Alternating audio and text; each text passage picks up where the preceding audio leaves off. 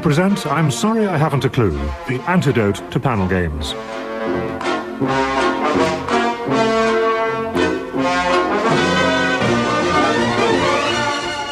At the piano is Colin Sowell, and your chairman is Humphrey Lyttelton.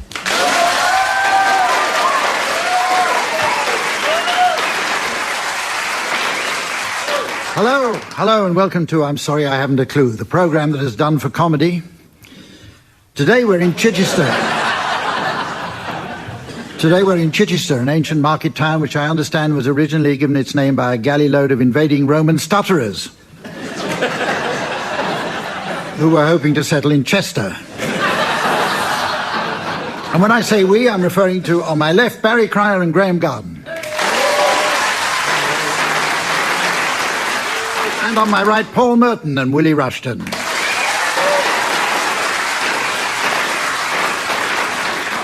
Following the recent spate of cutbacks at the Beeb, I can reveal that our very own scorer, Samantha, has been given the once-over by a team of probing BBC accountants. The outcome is that they don't think she's very good value for money. Apparently they haven't heard her scoring much recently. So here to justify her small portion of the licence fee, please welcome the delightful Samantha.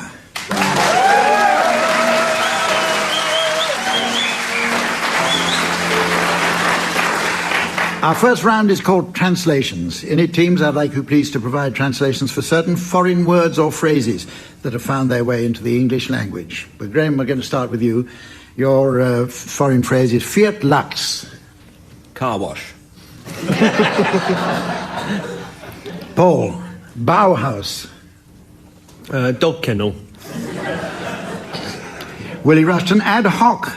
Liven up your rice pudding with a little German wine. Okay.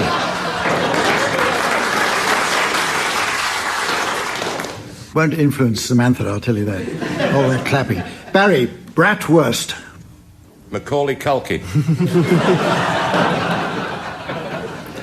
Graeme, we'll try another one on you. Banquette. A little bonk. Paul, Donna Immobile. A portable kebab stand.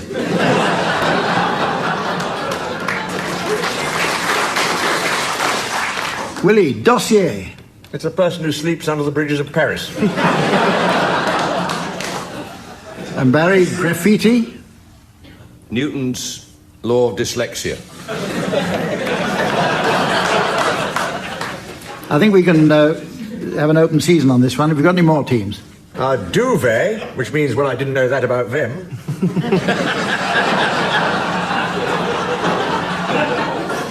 A cappella, the band hasn't turned up.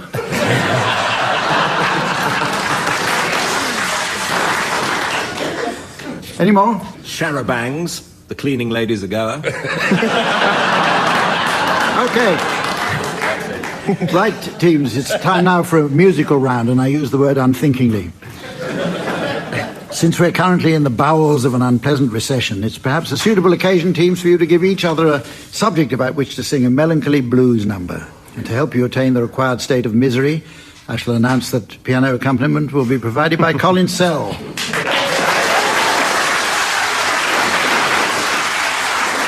Barry and Graeme, will you provide a subject, please, for Paul and Willie to sing about?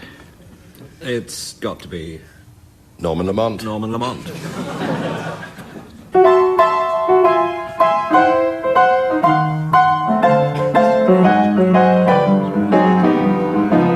I woke up this morning, I decided not to resign.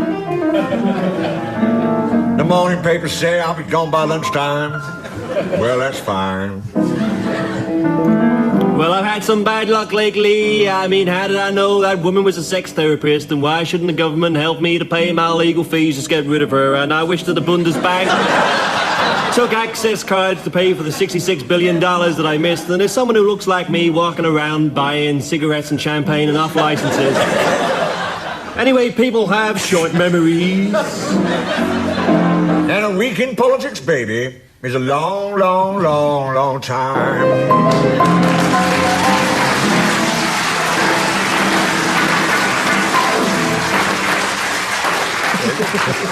OK, Paul and Willie, it's up to you now to provide a subject for Barry and Graeme. We thought this was quite topical. The council tax.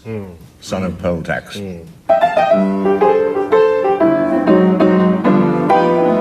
Woke up this morning.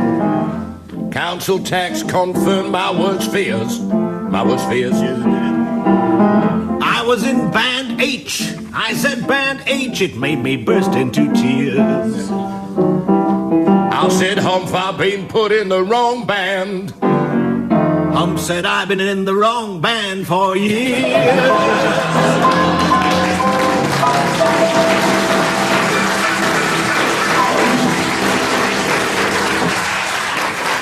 You came within a whisker of disqualification. Now for a dangerous round called Ad-Lib Poem. I shall provide a first line rich in poetic possibility, and I'd like you teams to continue until I do this, when the next person takes over. So, let's try to see what happens.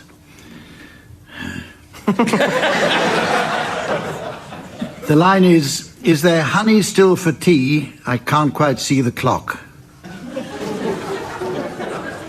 And we're going to start with you, Barry. Is there honey still for tea? I can't quite see the clock. I'm feeling so disturbed. I must go and see the doc. Doc Finlay, our old medico in my little village home. Somewhere north of the border, and slightly left of the foam. The briny, where the Shetlands lurk. Upon which the Orkneys toss. Anyway, Dr. Finlay lives round there. I know that because they're about to repeat the bloody thing after all these years. With Janet and Dr. Cameron to bring you close to tears. For way up there in Tannock you'll see the good old gang. And you'll see them have too much to drink. And... and Janet has a gangbang. But she will wake up in the morn and she will feel all frisky.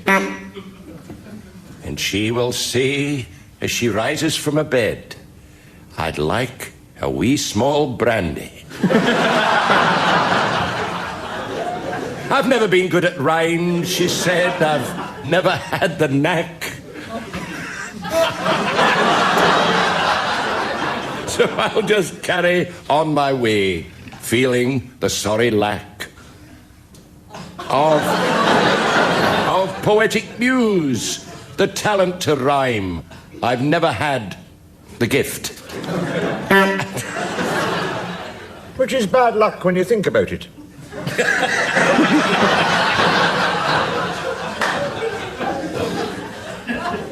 She sniffed. You shouldn't have sniffed, said Dr. Cameron. Loudly. And bereft. He's quite right, said Dr. Finlay, and immediately left. I'm away about my business, he said. I'm on my rounds. But before he went, he recited a limerick.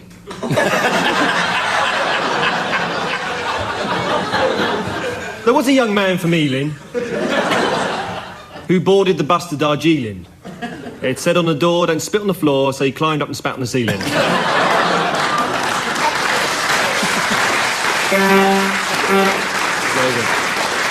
Well, Samantha's busy scoring away there. We have a game now called Cheddar Gorge. The rules are that each player says one word at a time in order to construct a sentence, hence the name Cheddar Gorge. The object is not to complete the sentence. To complicate the process unnecessarily, teams, I shall give you each a word which I'd like you to include within the sentence. Barry, your word is thespian. Willie, your word is Basildon. Paul, armadillo. And Graeme, microwave. Now, let me tell you, teams, that you can't start off. Whoever's starting now can't start with their particular word. OK, Barry, will you start? A Basildon. Microwave. Armadillo.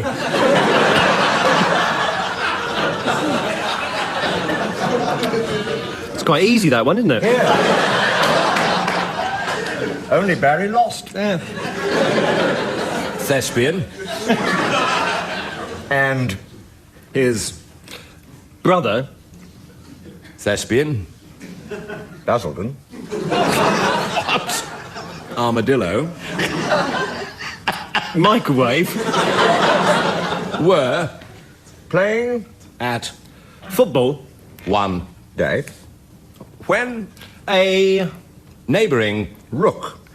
passing The ground And the sky. clouded comma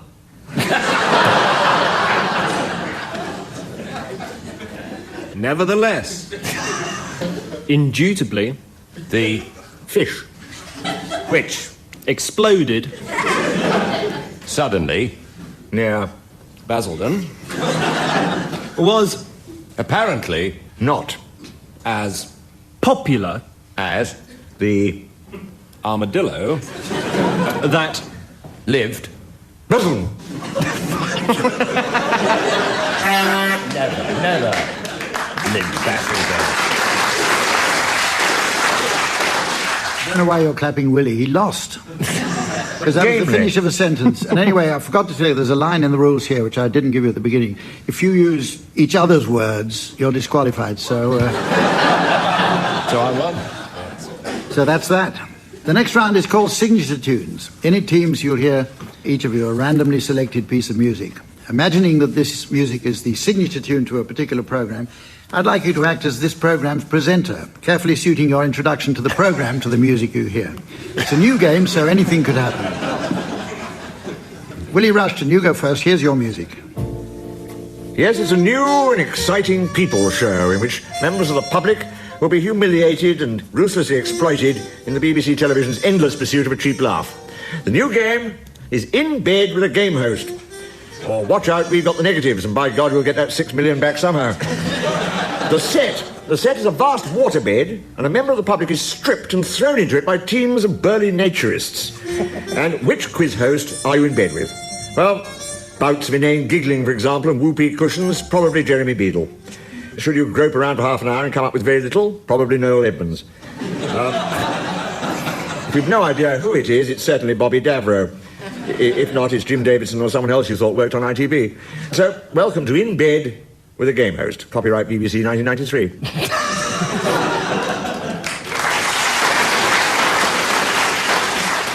Graeme, here's another tune for you.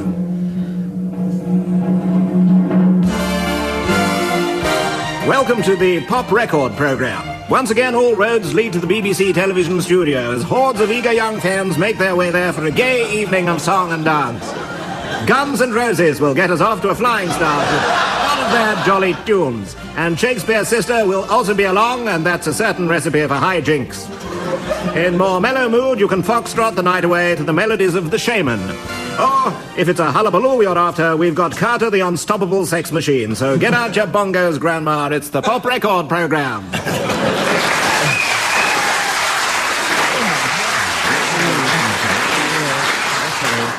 Barry, a continental flavour for your tune. Escape that Fergie day in London town with our new series, The Duchess of York, on holiday. She's on the Greek island of Domestos, and she's got some interesting budget ideas for your holiday. Always take a financial advisor with you. That constant sunshine will warm you from top to toe. And mentioning sun and top, wear a hat, don't go topless. Ciao.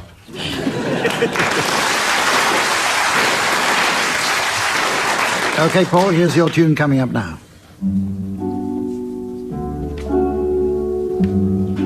Hello. And welcome again to A Chance to Gloat. This week, outpatients. Mr. George Bishop of Halifax will be showing us a rather unusual boil on the back of his neck. And our special quiz interlude will be, whose corpse is it anyway? In which we dig up somebody who's been dead for about 5 or 6 years and ask close relatives to try and identify them from dental records alone.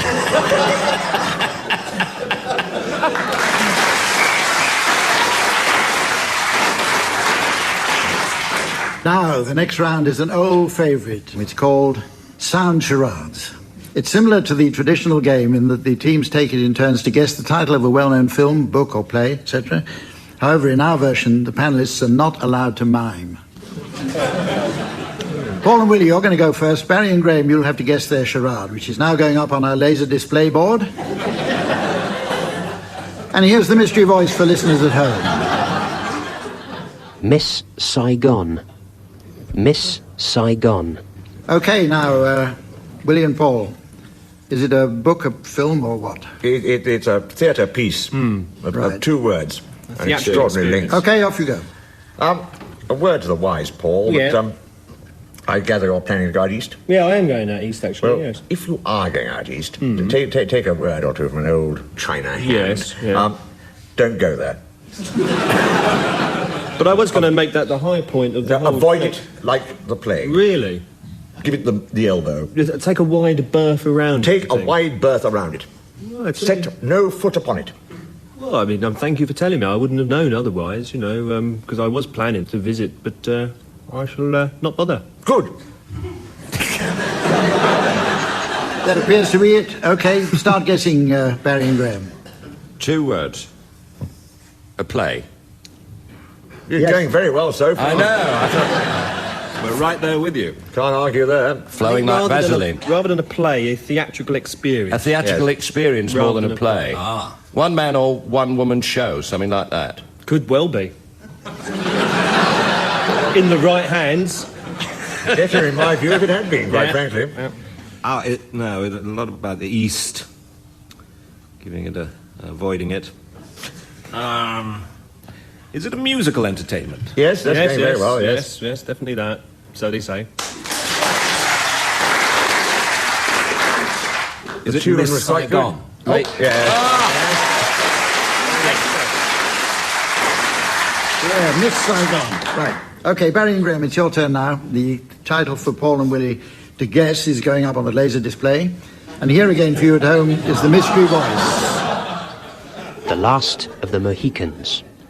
The Last of the Mohicans. A book, a film, or what? Book, film, television series, takeaway meal, all sorts. Every form known to man. How many words? 5. Go on, Paul and Willie, start guessing. No, we haven't started doing it yet.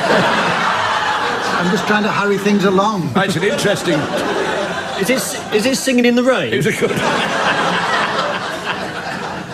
OK, go on, Barry Right, and go Graeme, on. if you must. yes. Cheers, good health. Excellent champagne. Lovely, lovely champagne, this. I'm amazed at such good quality, considering it comes in cans. I know. I didn't think they could do it, but... Drink this out of the old tinny, you wouldn't think the flavour would be there. And Yeah, but it it's is. absolutely beautiful. Yes, but no one but Moe could have done it, could they? How many have you had? Several, yes. Yes. Oh dear, here's the bad news. Yes. We've run out. There's none left of these delightful vintage tinnies. None of them Moe. No. Well, that's a blow. It is a blow. Oh. See you. OK.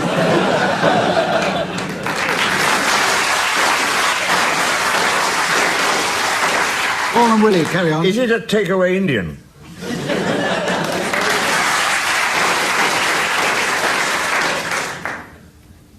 They clapped that, and I don't know why.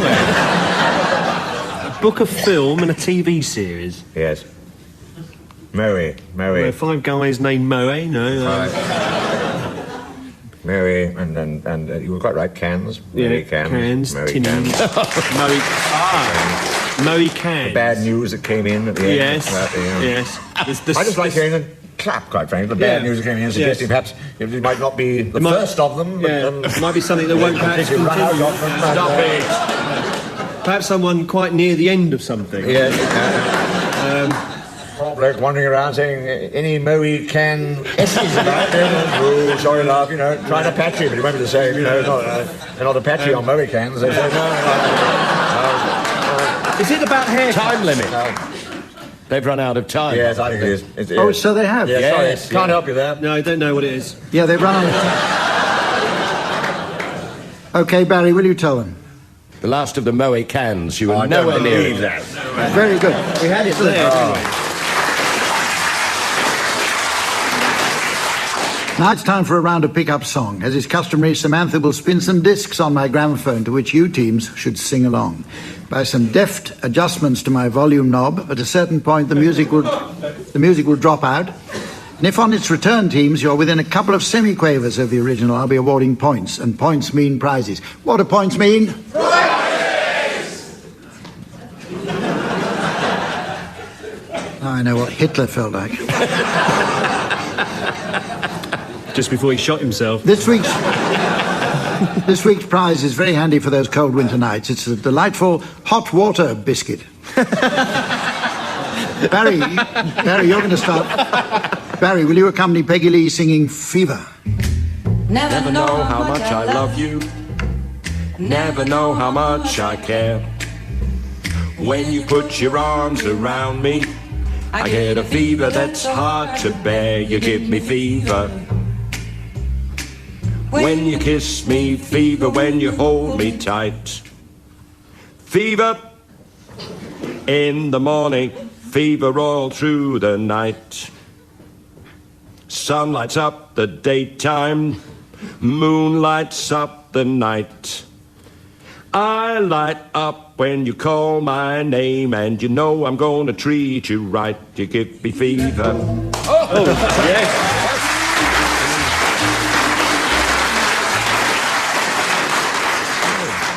Close. Paul, will you and Bob Dylan sing The Times They Are A-Changin'? Man around people wherever you roam, and admit that the waters around you have grown. Accept that soon you'll be drenched to the bone. If your time the years worth saving, then you better start swimming, or you'll sink like a stone. For the times they are a-changin'.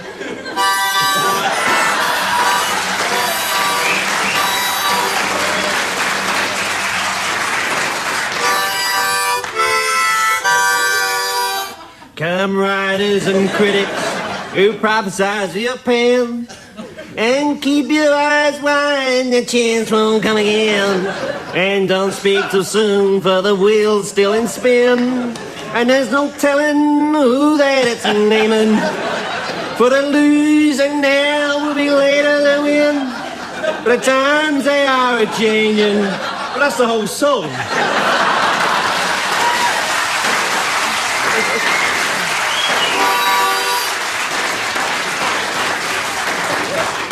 Actually, it works better that way. Willie, it's you and Shirley Bassey now singing Goldfinger.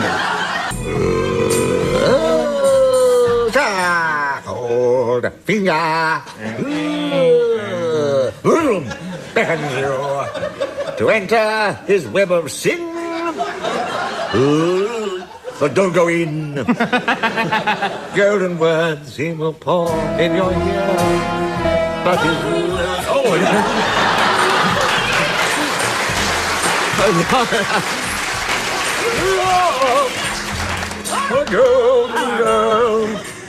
I was rather hoping that'd be Bob Dylan coming back in. He was in there somewhere. Yeah. Graeme, will you join Cab Calloway singing Minnie the Moocher, and teams feel free to join in the choruses. Hody, hody, ho. Hody, hody, ho. Now she messed around with the blow.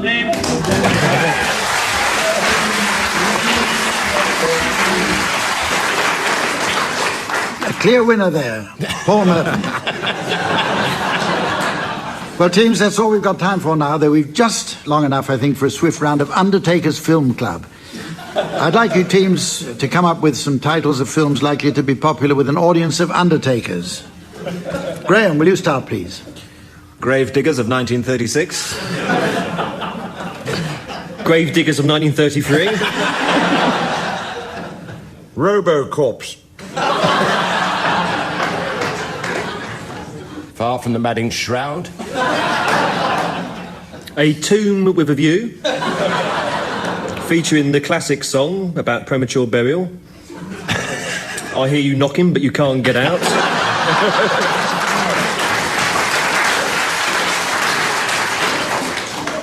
The cremating game.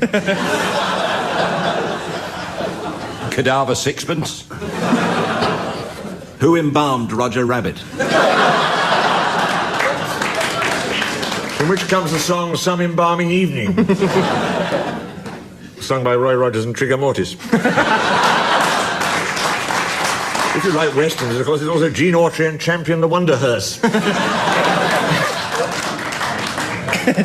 Around the World in 80 Graves by Necrophilias Fogg. Indiana Jones and the Chapel of Rest. Bring me the rest of Alfredo Garcia. Oh, it is interesting. The Right Stiff.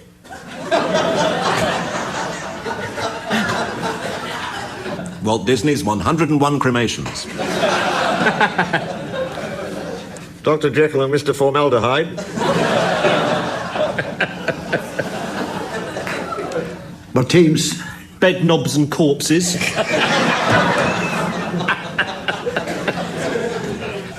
could have the Keystone Corpse. That really is all we've got time for now. Those of you listening at home may wonder how Samantha's got on. She's been scoring away like a mad thing. Hasn't heard a single game. So, join us again next week. Until then, from the teams and myself, goodbye.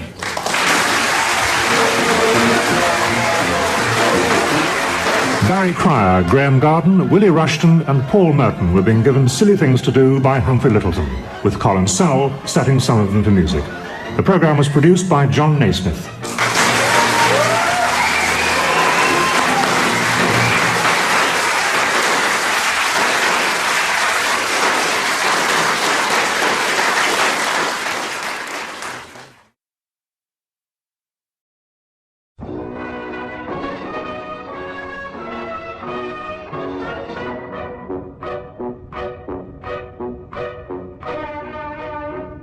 I'm sorry I haven't a clue. The antidote to panel games.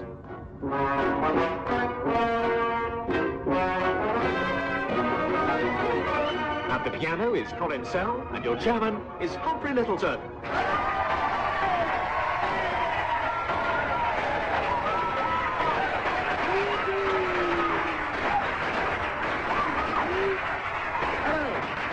Hello and welcome to I'm Sorry I Haven't a Clue. Today we're coming to you from Edinburgh, the splendid capital city of Scotland, to which thrill seekers come every year to enjoy the festival and to catch a glimpse of its remarkable tattoo. Incidentally, thrill seekers hoping to catch a glimpse of my remarkable tattoo do so by private appointment only. Please welcome our regular teams today. On my right, Willie Rushton and Tim Brooke-Taylor.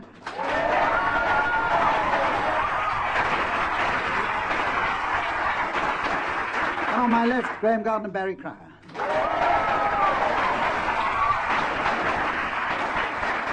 And please give a very warm Scots way hey for the lady who looks after the points, the delightful Samantha.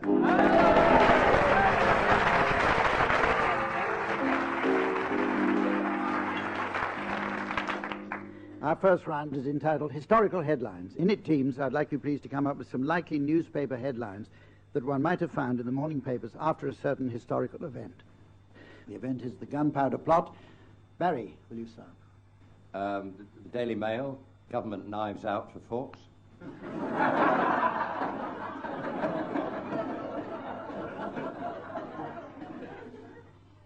Willie. The Financial Times, boom fails to materialise.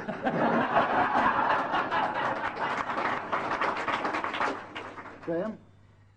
The Star, fuse, what a scorcher. And Tim. The Guardian, remember the 4th of November.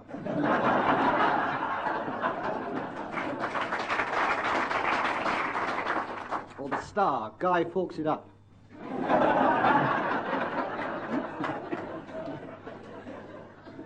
The Mirror, Group 4, deny responsibility. Sun, British Star, ate my banger.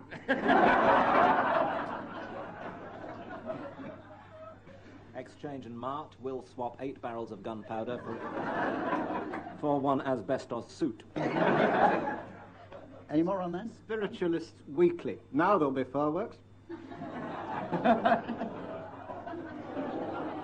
I say, let's try another. This time it's The Creation. Graeme, will you start us off, please? The Telegraph. Universe manufacturer goes out of business after 6 days. The Lancet. BMA warn rib transplants can cause lumps on chest.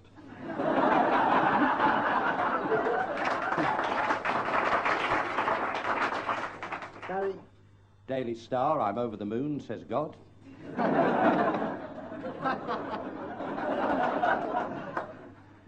Daily Mail. Snake problem at theme park. Last 2 visitors forced to leave. The Times. Nothing happened yesterday.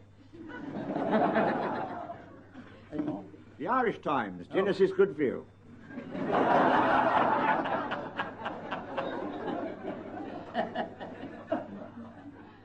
News of the World. Spot the apple and win a Skoda.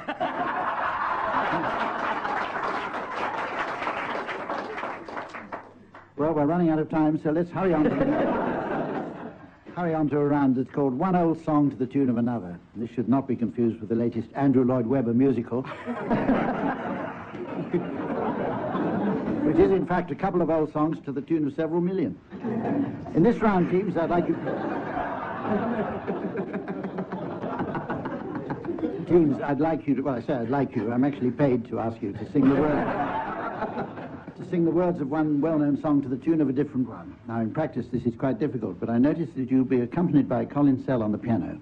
So, in reality, it should be almost impossible. Graeme, you're going to start, and I'd like you to sing Je ne regrette rien to the tune of the Camptown Races. Non, rien de rien, non, je ne regrette rien, ni le bien qu'on m'a fait, ni le mal. Tout ça m'est bien égal, non, rien de rien, non, je ne regrette rien, c'est payé à la Allez!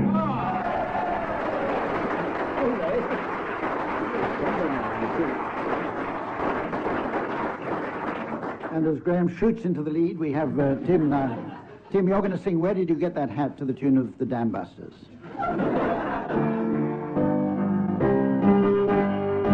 Where did you get that hat? Where did you get that hat? Isn't it a nobby one? And just the proper style. Go on, Nobby. I'd like to have all the bouncing bob just same as that. Where I go sing hello. Where do you taxi for Mr. Bounce Solid for that?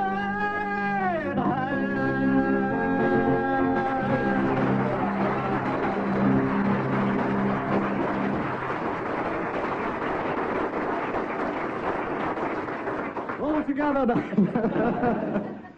Willie, you're going to sing My Old Man's a Dustman to the tune of Girl from Ipanema.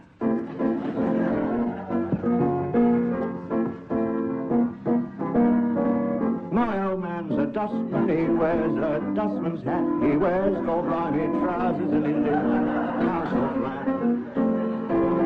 He looks a banana, he looks a banana, green hobnail boots. He's got such a job to pull them up, he calls them Daisy Roots. My old man's a dustman. He wears a dustman's hat. Wears gold-blimey trousers, and he lives in a council flat. Some folks get tips at Christmas, and some of them forget. So when he picks their bins up, he spills some on the step. Now one old man got nasty, and to the council wrote. Next time my old man went round there, he punched him up the throat.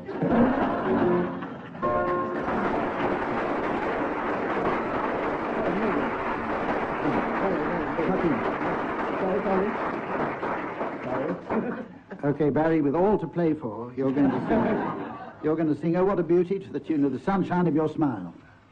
That went well.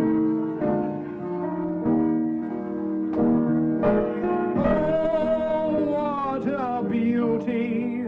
I've never seen one as big as that before. Oh, what a beauty!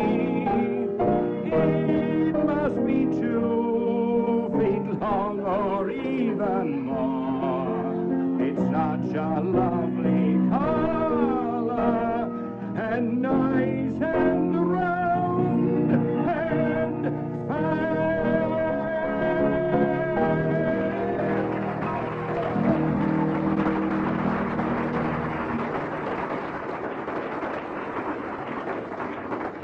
Okay, well, according to Samantha, you're all doing jolly well. Our next round is called Critics Forum, or Against Them. In this round, teams, I'd like you to take it in turns to play the parts of 2 critics discussing a certain subject upon which you're in 2 minds. I'd like you to start off being very positive about it. However, when I make a noise like this... They left the swing bridge. I'd like you to completely change your minds and so on. Okay? Right, Tim and Willie, you're to start, and your subject is the program Through the Keyhole with Lloyd Grossman. This is a wonderful program. You omitted to mention Sir David Frost, who, of course, I think this is probably the peak of his career. Yes, probably the highlight of a distinguished career. A very distinguished career. But now, of course, he's gone completely mad. It couldn't any white jackets to be coming for him, quite frankly. And not before time. Quite right. Not before time. It's a terrible program. It's the basest sort of program. It pries into people's lives, and that's the sort of thing people want to see. I want to know. I can't think. I wouldn't have Lloyd Grossman in the house socially, quite frankly. But I mean, no, that's positive. I'm sorry. It has had some very, very good panellists on the last series, I remember. Willie Rushton and unfortunately Tim Brooke-Taylor. We're now negative now. Heaven knows what they were doing on the ex-comics, what are they, you think, oh, that's where they are. I haven't seen them on television for years. And on the other hand, why haven't we seen them on television for years? Because they are true genius in the comics. Through the keyhole. It's very awful program in a nice sort of way. Good. Yes, that's enough. That's enough. You've done very well.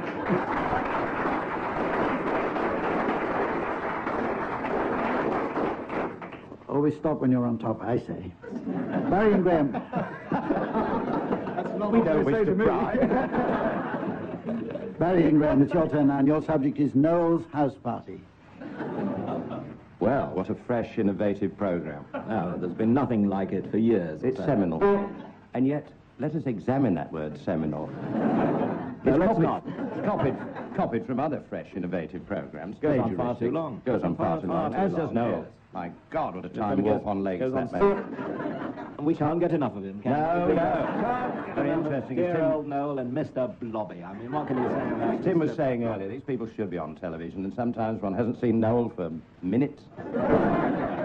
And what about Wait Till I Get You Home, with the little children telling stories about their parents? Isn't that absolutely disgraceful?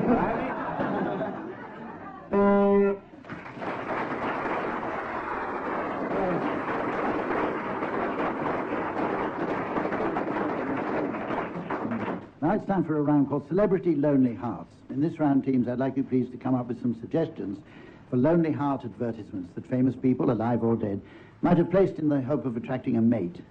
Okay, Tim, will you start, please? Miss White seeks 7 dwarves with a view to a bit of hi-ho, hi-ho,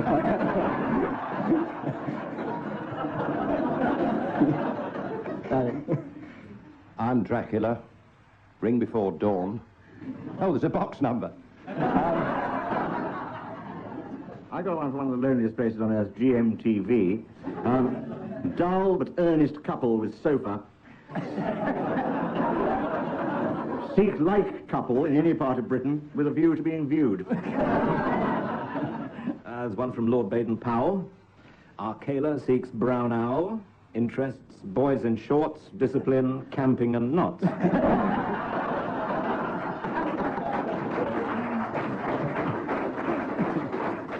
Has own woggle. What was that box number again? John Gummer's inserted one, there's a miracle. Come on, girls, there must be a glamour puss out there still looking for a real good time with a well-hung hunk. One from Fergie. I've got the toe if you've got the dough. Any more? Okay. Our next round is an unusual game called Straight Face, the object of which is not to amuse the audience. And now for the unusual part. Each team member should take it in turns to suggest an unamusing word. Anyone caught arousing mirth will be disqualified. I shall now attempt to arouse Willie and then ask him to start. Time, please. Go on, Willie. Don't you like you? Oh, you're speaking to me, I thought.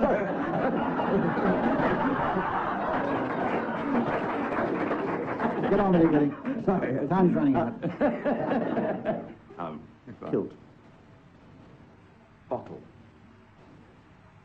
Woggle.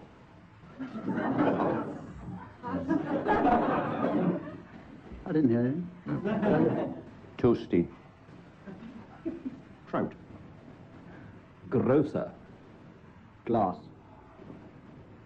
Plinth.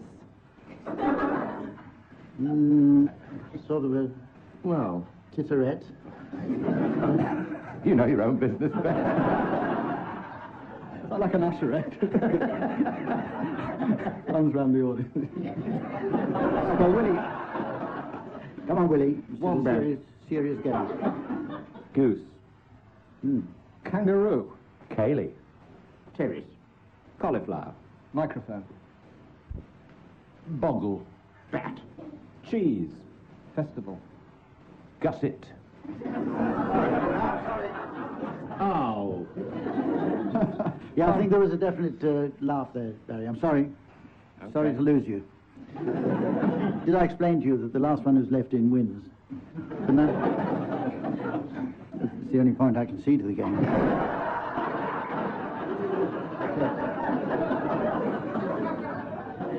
Willie.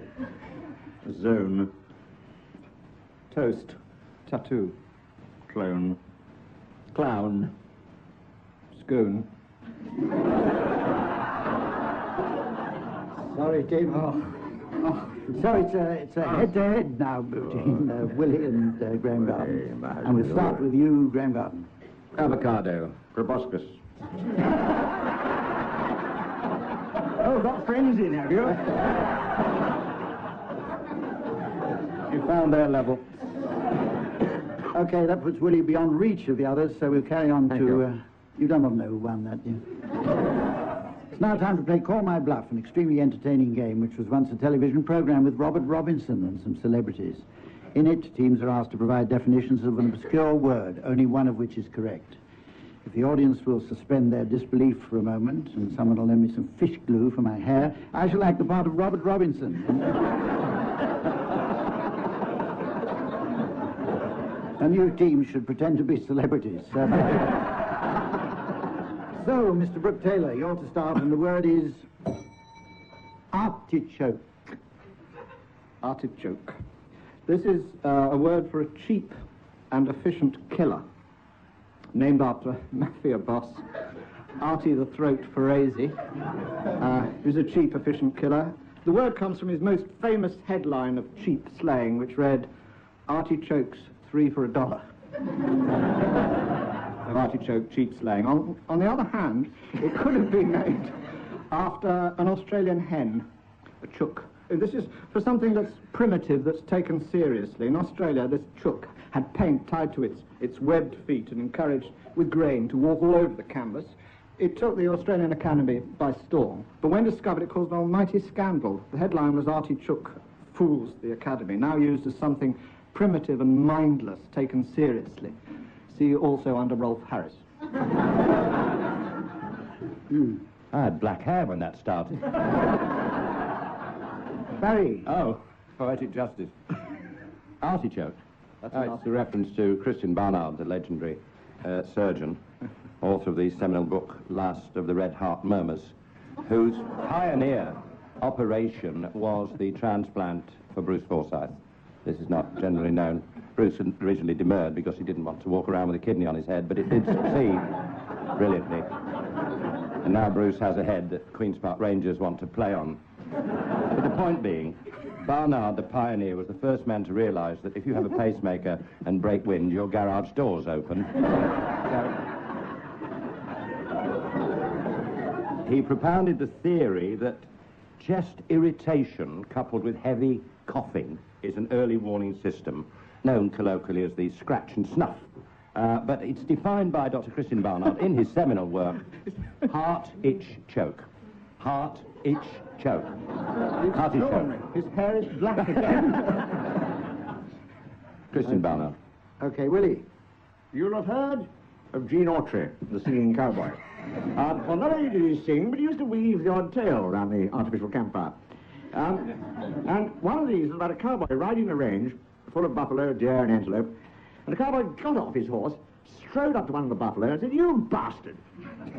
Got back on his horse and rode off. And the buffalo turned to the other buffalo and said, "You know, seldom you hear a discouraging word."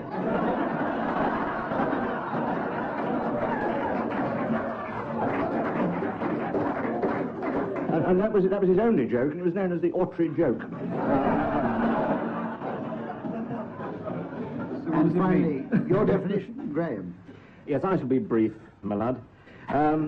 Artichoke's a new word that was introduced to the language after the popularity of the mobile phone, originally the radio telephone, shortened in army parlance to RT. And then you often see people nowadays with them in restaurants using these things, and in fact this word describes the maneuver that all right-thinking people should do to some yuppie prat when they see them taking phone calls at the table. They perform the RT choke.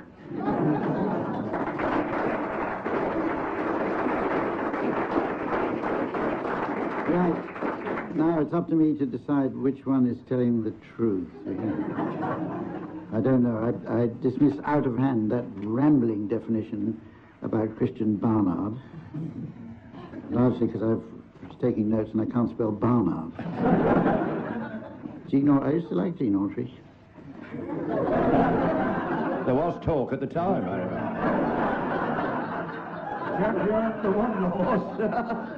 No, I'm thinking about Jean Arthur, actually. I prefer that. I'll tell you, though. Arthur Askew, I think. And then there was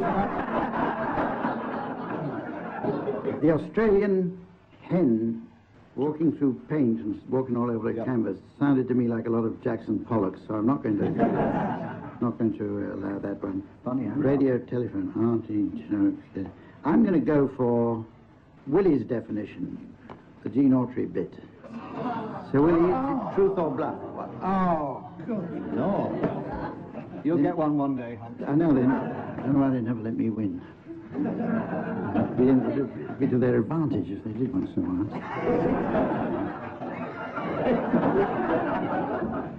So anyway, who's telling the truth? Again? Who'd have thought?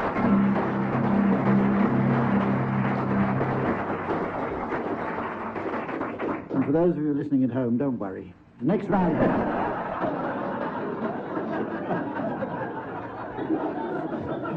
The next round is called Censored Song. As Mary Whitehouse has discovered, there's a lot of smutty and salacious material to be found these days, particularly if you know where to look for it. I personally have found an increasingly large amount of it on my television of late, ever since I bought a video machine, in fact. Kings, I'd like you please to sing a song of my choosing, but taking care to censor out, with the aid of our sophisticated bleeper system, anything liable to offend our more sensitive listener. You will be accompanied on the piano by Colin Sell. Oh, somebody's got past the censor already. Okay, Tim and Willie, will you start by singing a censored version of Who Wants to Be a Millionaire? Who wants to be a millionaire? I don't have flashy flunkies everywhere. I don't. Who wants the bother of a free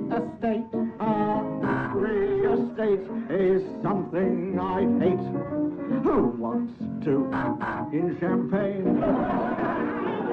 Who wants a supersonic? Who wants a marble swimming pool too? And I don't, 'cause all I is you.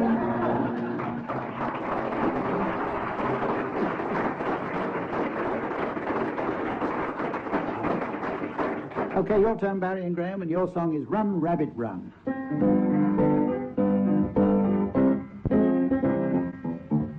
Rabbit, rabbit, don't give the farmer his fun. He'll get by without his rabbit, rabbit, rabbit, rabbit, rabbit, rabbit. Bang, bang, bang, bang goes the farmer's dog. Rabbit, rabbit.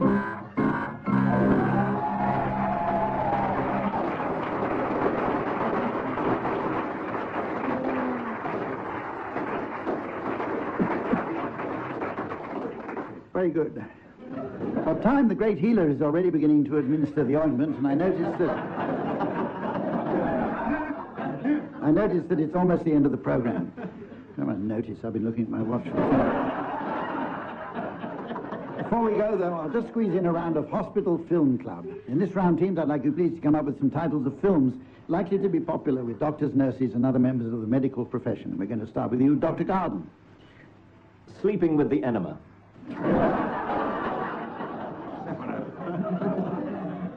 Krakatoa, estrogen of Java.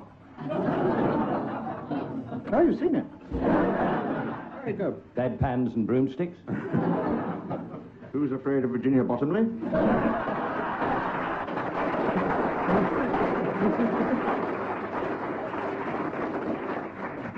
The Good, the Bad, and the Private Patients.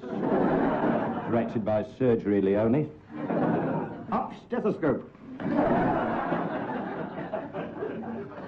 The pills have eyes.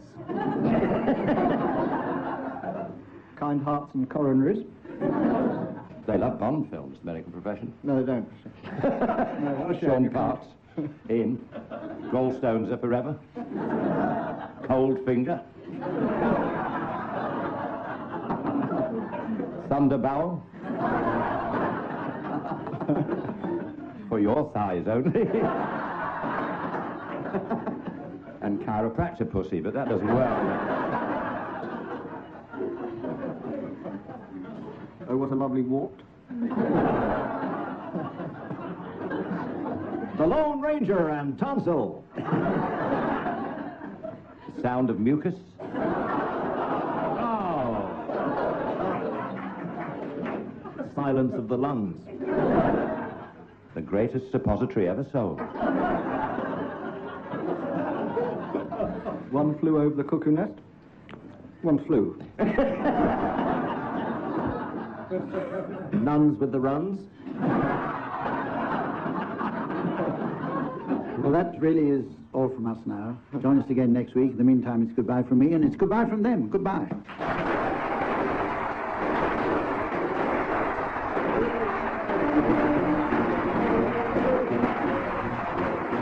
Brooke-Taylor, Barry Cryer, Graeme Garden and Willie Rushton were being given silly things to do by Humphrey Lyttelton, with Colin Sell setting some of them to music. The programme was produced by John Naismith.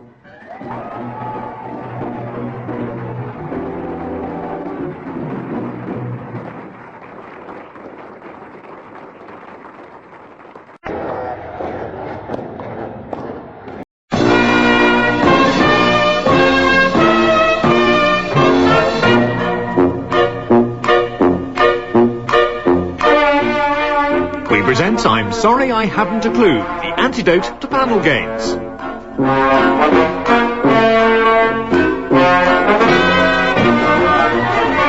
At the piano is Colin Sell, and your chairman is Humphrey Lyttelton.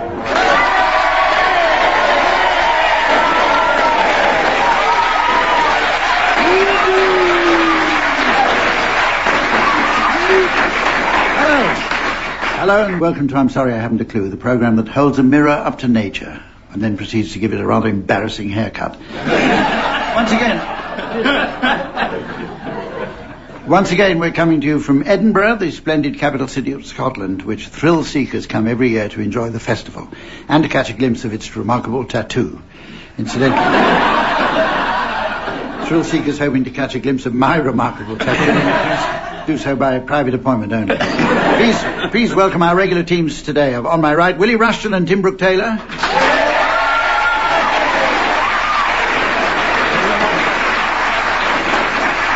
On my left, Graeme Garden and Barry Cryer.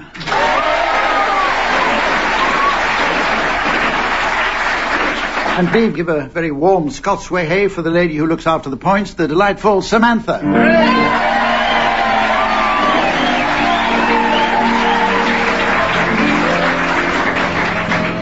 We're going to start off with a round called Translations. In this round, teams, I shall present you each with some tricky foreign words or phrases that I'd like you please to translate. I'm going to start with you, Tim. Film noir.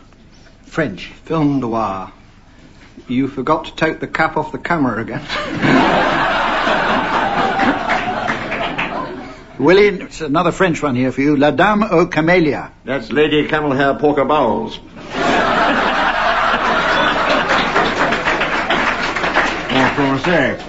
Barry, bonsai. Dyslexic kamikaze pilot. Graeme, here's one for you. Jihad. Jihad is what fundamentalist cowboys yell. Jihad!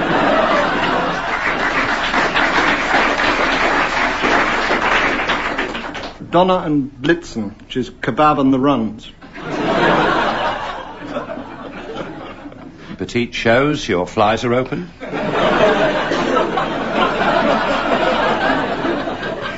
El Dorado. Didn't seem like a good idea in the beginning.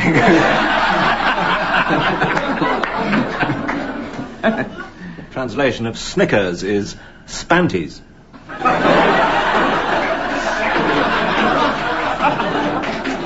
It's time now for a very enjoyable round called Pick Up Song. In this round, teams, Samantha and myself will be operating something of a discotheque, to use the modern parlance, with the aid of my gramophone and several long players. We'll play each of you a song to which you should attempt to sing along. By some sensitive adjustments to my volume knob, at a completely random point the sound will disappear. If on its return you're within a couple of semi-quavers of the original, I shall be awarding points, and points mean prizes. What do points mean? Prizes! I thought it'd be better north of the border. Today's prize is the natural successor to the video series Work Out with Jane Fonda. It's called Sleep In with Oliver Reed. Okay, now, Willie, you can start, and I'd like you to accompany Noel Harrison singing Windmills of Your Mind. Round like a circle in a spiral, like a wheel within a wheel, never ending of the beginning, never spinning reel. He sings worse than his father. On a carnival balloon. Like a carousel that's turning, running rings around the moon. Like a clock whose hands are sweeping the minutes of its face. And the world is like an apple whirling silently in space. Like the circles that you find in the windmills of your mind. Like a tunnel. I remember that bit, it was very quick. You are down a hollow to a cavern where the sun has never shone. Like a door that keeps revolving in a half-forgotten dream. Or the ripples from a pebble, someone tosses in a stream, like a clock whose hands are sweeping, past the minutes of his face. Hands are sweeping past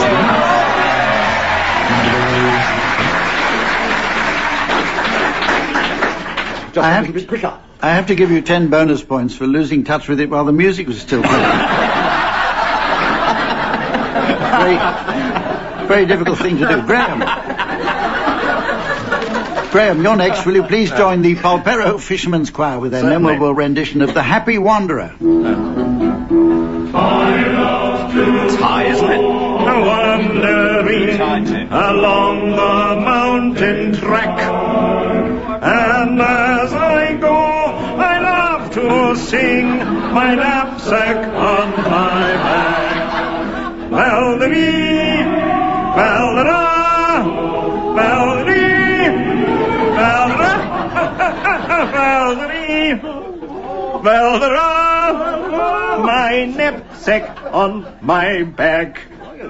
I love to wander by the stream that dances in the sun. So joyously it calls to me, come join my... Keep up, keep up.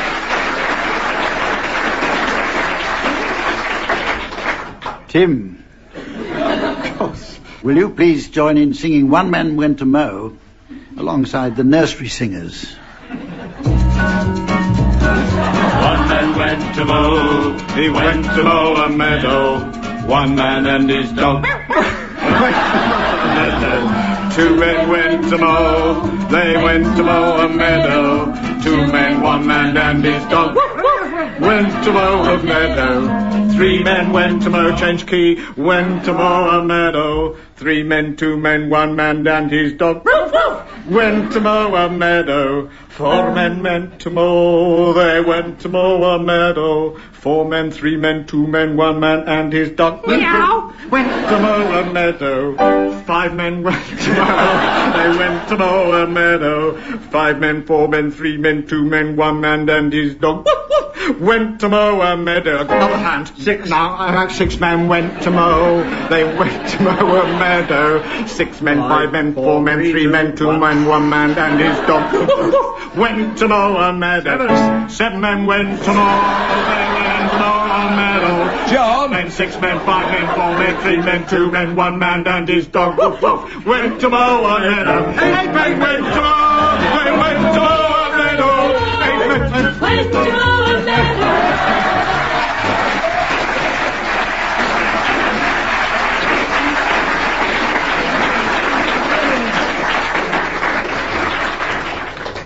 Won't come as any great disappointment to you to know that nobody's won any points yet at all. So it's all up to you, Barry. Right. Will you please accompany King Louis from the Jungle Book singing I Want to Be Like You? I want to be a man cub, and stroll right into town, and be just like the other men. I'm tired of monkeying around. Booby-doo, I want to be like you. I want to walk like you, talk like you, too. You'll see it's true. An ape like me can learn to be human, too.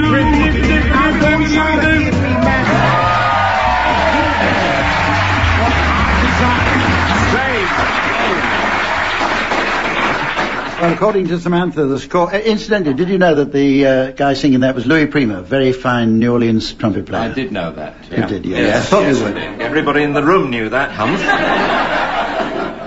He was very fond of Bad Penny Blues, wasn't he, too? Yes. Oh, he loved it. He loved it. 10 points to Tim Brooke-Taylor. Our next round is an easy-to-follow game whose rules are neatly explained by its title, Cheddar Gorge. As you would expect, the teams are asked to construct a sentence by each of them uttering one word at a time while taking care not to complete the sentence. To complicate the round unnecessarily, I'd like all the words to start with the same letter. Oh. Yep. So you can start, Willie, and the letter is S. So, Samantha said. Softly. So, She said. Sibilantly. So.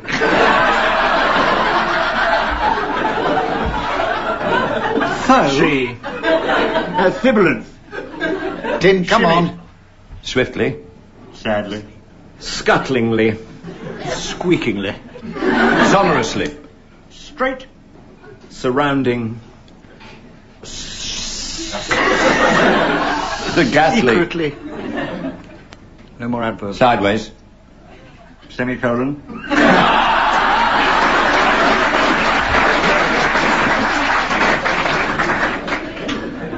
So.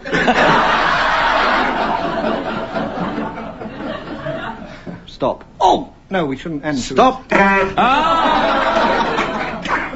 You probably noticed that by saying stop, Tim Brooke-Taylor finished the sentence. Wouldn't look that way. Very popular member. I tell you what, though. Thank you for the £10 note, audience. There's time for us to have another round of that. Oh. But with a different letter, you'll be delighted to hear. The letter H. And we're going to... Who should we start with? We're not going to start with you, for a start. Graeme. Ha.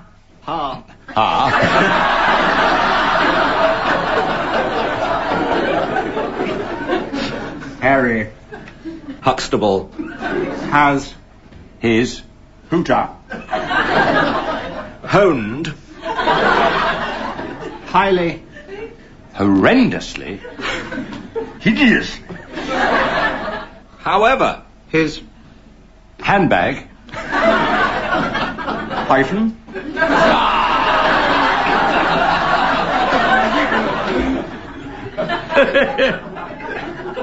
handler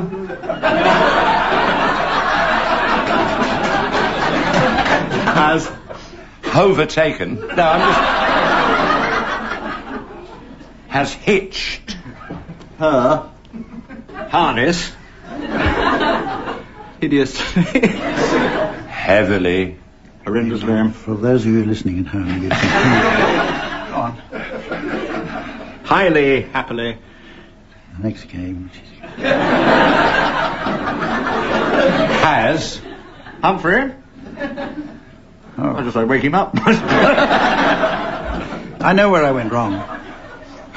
Introducing the game in the first place. The next... I beg your pardon?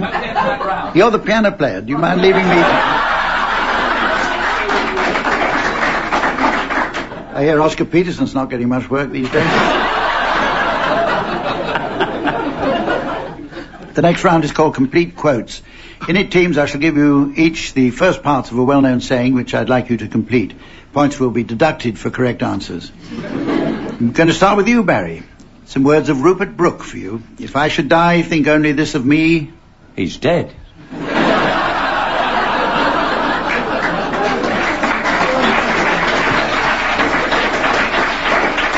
Graeme, we'll go to you next. If a thing's worth doing, it's worth doing... Isn't it?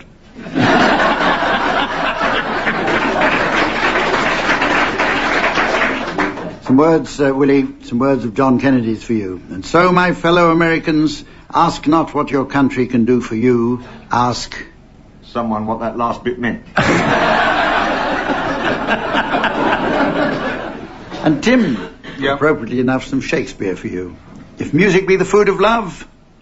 I'd like the Dagenham Girl Pipers, please.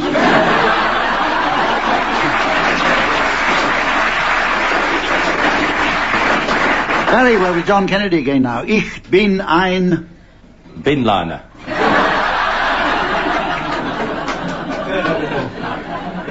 Okay, Graeme, now some words of Voltaire. If God did not exist, it would be necessary to... Break it very gently to the Pope.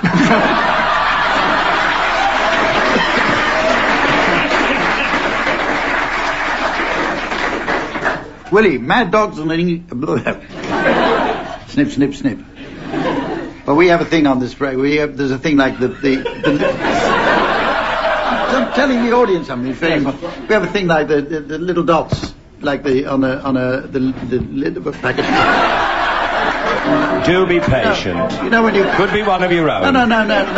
Honestly, when you collect the coupons on the top of the cornflakes thing, you've got these little dots where you cut them out. See, we've got it on this program, and they cut out.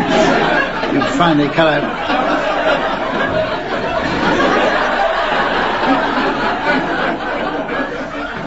Are you on solids at the moment?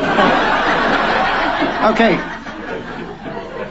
Willie, Mad Dogs and Englishmen go... British Airways.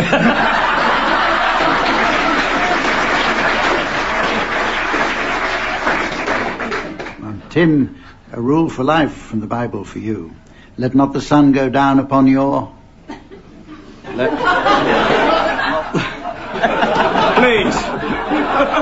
Let not the sun go down upon your newspaper order.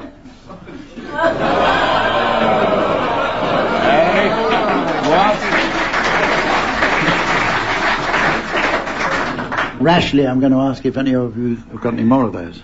If at first you don't succeed, you still say on as Prime Minister.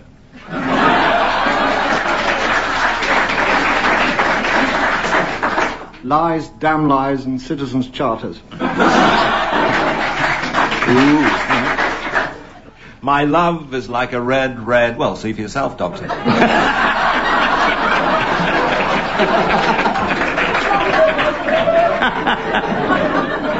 Any more, or can we go on? Let's go on. Let's go on. Because it's time now to play the game called Mornington Crescent.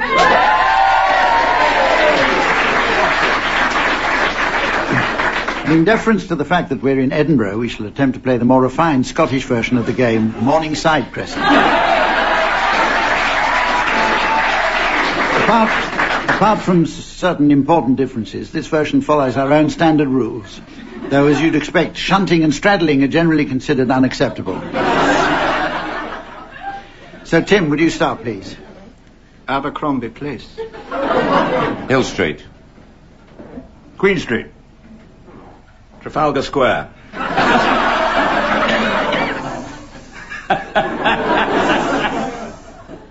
Waverley Station. Lothian Road. Thistle Street. The Royal... Oh. After Thistle.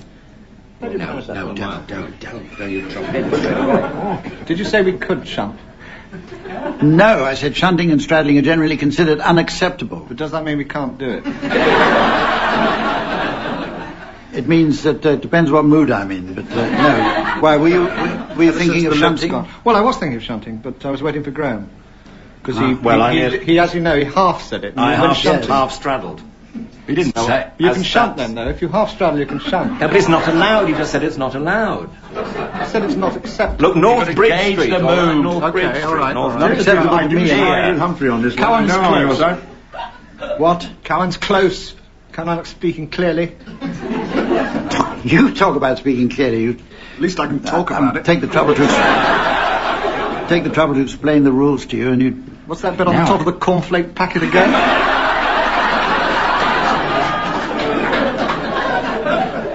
I can do it now. You could. Royal Mile. I'm flirting with Dougal's entry.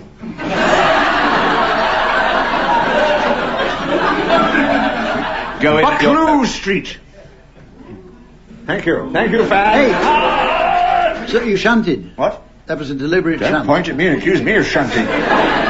Seriously, it was a shunt. Was it? It was a shunt. Yeah. It was a shunt. Well, Charlotte Square then.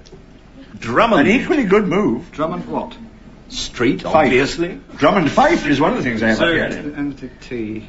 Earl Grey Street. Morningside Crescent. Thank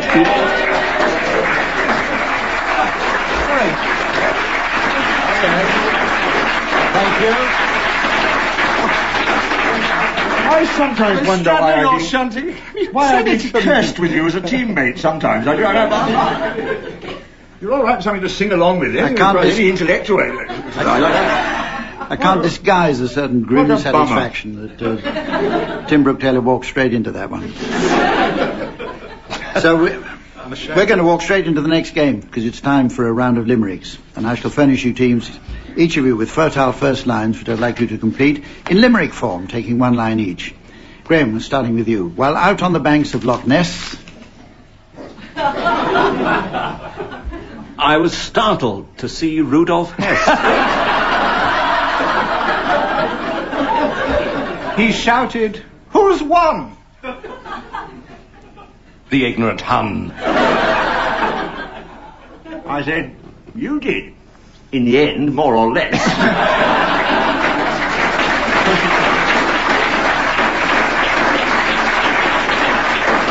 right, Tim, here's one for you. The thing about wearing a kilt. Careful, Tim. Is it tends to reveal how you're built. You knew. But should you chance your arm, It has an alarm.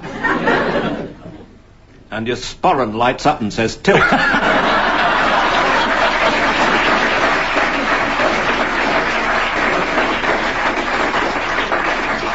OK, your turn, Barry. One night I was roused by the pipes. One night I was roused by the pipes, being played by a band of strange types. They then tossed a caber and shouted, "Vote Labour!" My sporran lit up and said, "Christ!"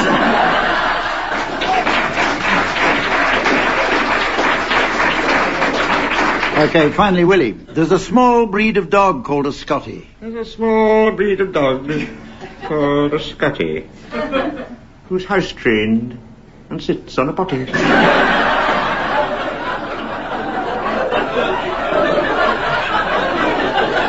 See the picture? He gives a loud yap. Oh, dear.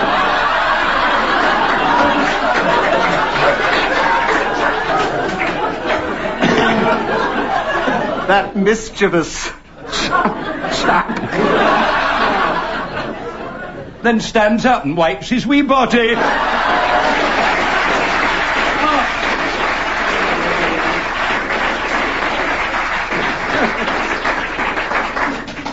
The next round, thank goodness, is called Swanee Kazoo. Throughout history, mankind has constantly struggled to combine two different items in the hope of creating something remarkable and unexpected. Amongst his most noted successes, one would have to count the hot air balloon, the electron microscope, and the strawberry jam and peanut butter sandwich. However, few such combinations in any sphere can match the delightful harmony that can be achieved by uniting the haunting lyricism of the Swanee whistle with the impudent euphony of the kazoo.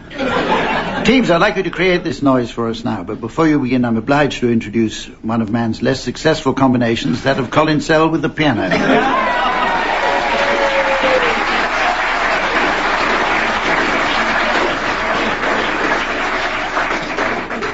Tim and Willie, you're going to start. I'd like you to start with a rendition of Let's Call the Whole Thing Off. Oh, hit it, Cole. Hold it. Don't just barge in. I haven't finished. I've got yards of this stuff to read out. Remember the clangers? To feature Willie Rushton on kazoo and Tim Brooke-Taylor on Swanee whistle. Thank you.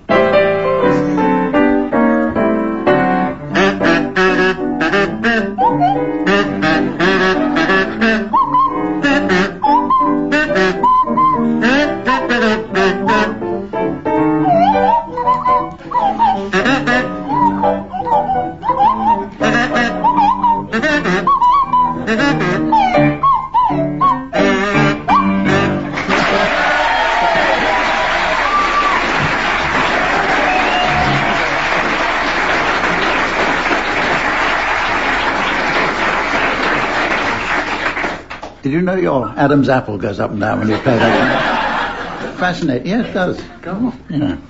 Your turn, Barry and Graeme, and your song is The Laughing Policeman, and it's to feature Barry Cryer on kazoo and Graeme Garden on Swanee whistle.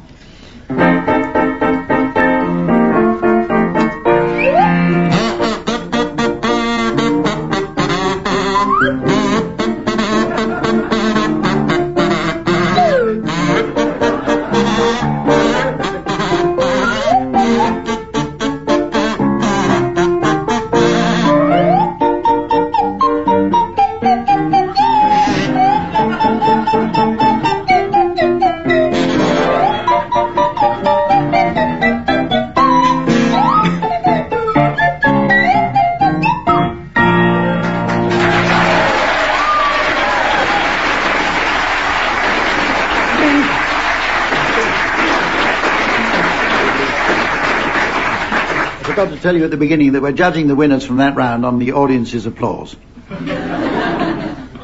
Well, all good things come to an end, and so by rights this programme should go on forever.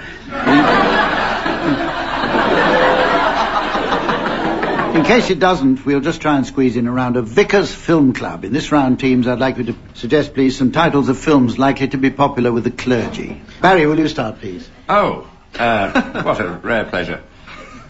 The High and the Mitre. All Quiet on the Western Front.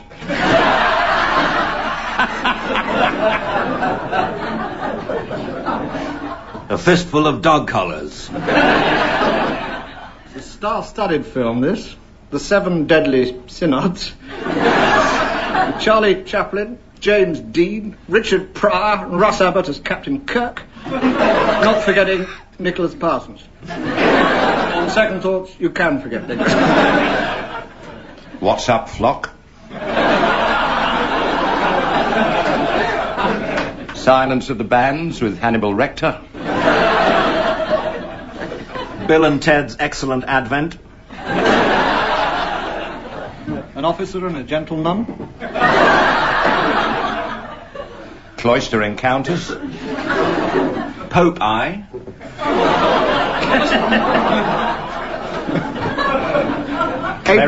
April in Parish. Cleric the Viking. I'll give you 2 clues before I do this one, because it's rather difficult, this. Okay.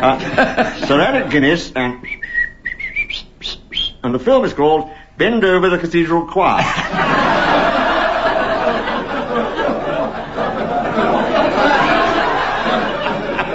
You'll wake up tomorrow morning and roar with laughter. The Abbess. What? The Abbess. Starring Liz Taylor with hymn number 83.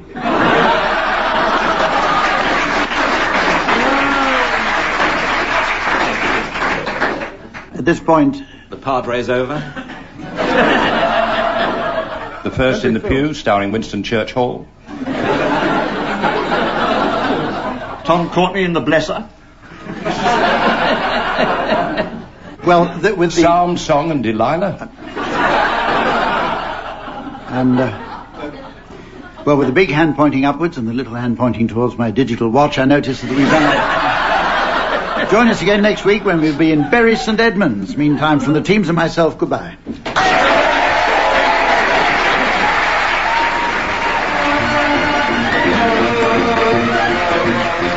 Tim Brooke-Taylor, Barry Trier, Graeme Garden and Willie Rushton were being given silly things to do by Humphrey Lyttelton, with Colin Sell setting some of them to music. The programme was produced by John Naismith.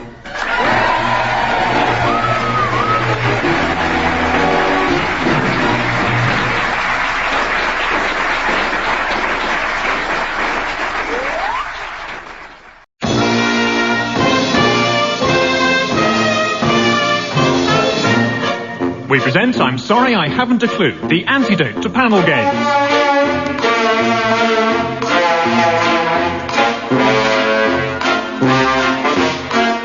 At the piano is Colin Sell and your chairman is Humphrey Lyttelton.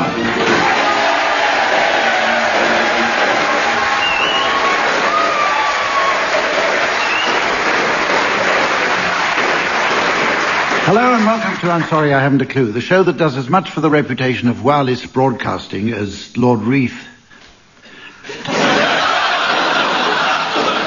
did for Australian rules ferry juggling.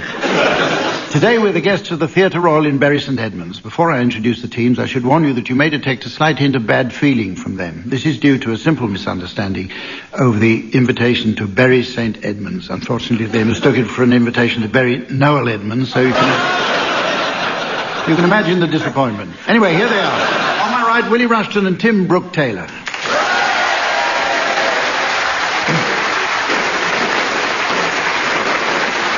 And on my left, Barry Cryer and Graeme Garden. And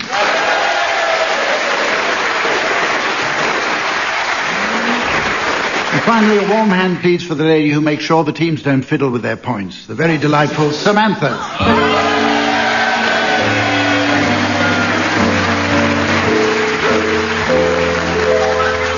Right, our first round is neatly explained by its title, Wuthering Hillocks.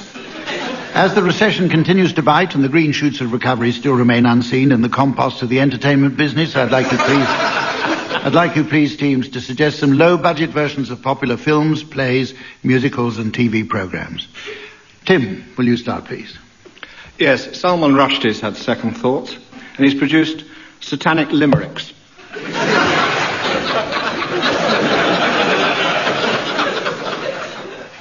Do you want me another one from me? No, we've got it.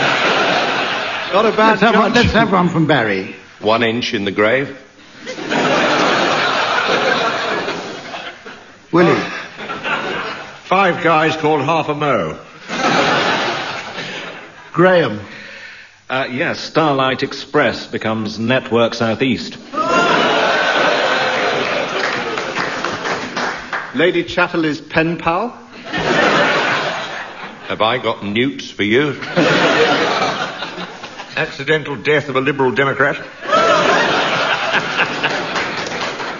To save money, the Open University are taking over, making some of the popular TV programmes, such as Crime and Punishment Watch UK, Richard Madeley and Judy Finnegan's Wake, and, of course, Challenge Anna Karenina. Well, there is Andrew Lloyd Webber's cheapo touring service. Kittens. Jesus Christ Super Bingo. And Joseph in his amazing brown trousers. The nervous performer. Raging Bullock. Quick while you're behind, Tim. And you are. Fun stuff. In time-honoured tradition, round 1 is going to be followed by round 2, and this is the popular musical round Antithetical Duets, in which our 2 teams each sing a well-known song. It's not to be confused with antisocial duets, in which our 2 teams each sing a well-known song. Here's how you play, teams. Each of you has a song. Well, that's a start, anyway. The first team should sing their song until they hear this, at which point the second team should start singing their song. And when the second team hear this, the first team should take up their song from the precise point they left off, and so on. When you hear this, there's someone at the front door. It's basically a game of ungainly musical interruptions. Which reminds me, Colin Sell will be accompanying you on the piano.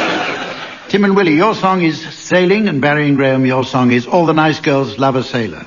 Tim and Willie, will you start, please? I am sailing, I am sailing, oh my God, all the nice girls love a sailor, all the nice girls love a tar, for there's something across the sea. I am sailing, stormy waters, to be near about a sailor. Well, you know what sailors are, bright and breezy, to be free, free and easy, there's the lady's pride. I am flying, I am joy, falling in love with Kate and Jane, ladies all singing like a bird across the sky. Again, ship ahoy, ship ahoy, I am flying across the sky to be with you, to be free.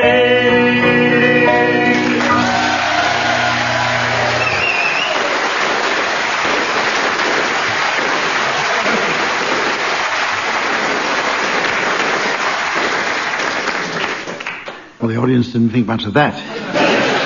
Our next round is called Close Quotes. I shall provide you each teams with a well-known proverb, which I'd like you to complete. Points will be deducted for correct answers. We're going to start with you, Barry. Many hands make... A lot of fingers. Tim, when in Rome, do... What the mafia tells you.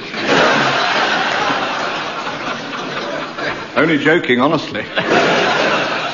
Willie, gather ye rosebuds while... Gather ye rosebuds while she's not looking.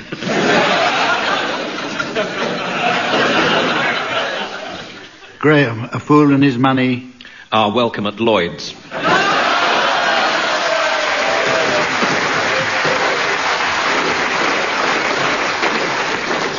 Barry, if the cap fits... Better safe than sorry.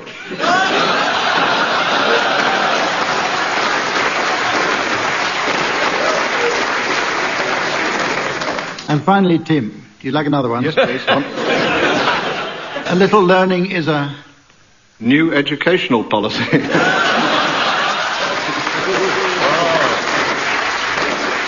Right, open house now. Have anybody got any more? Blessed are the meek, for they can be kicked about. Ask no questions and you'll be told, well, nothing really. Kill not the goose that lays the golden girls.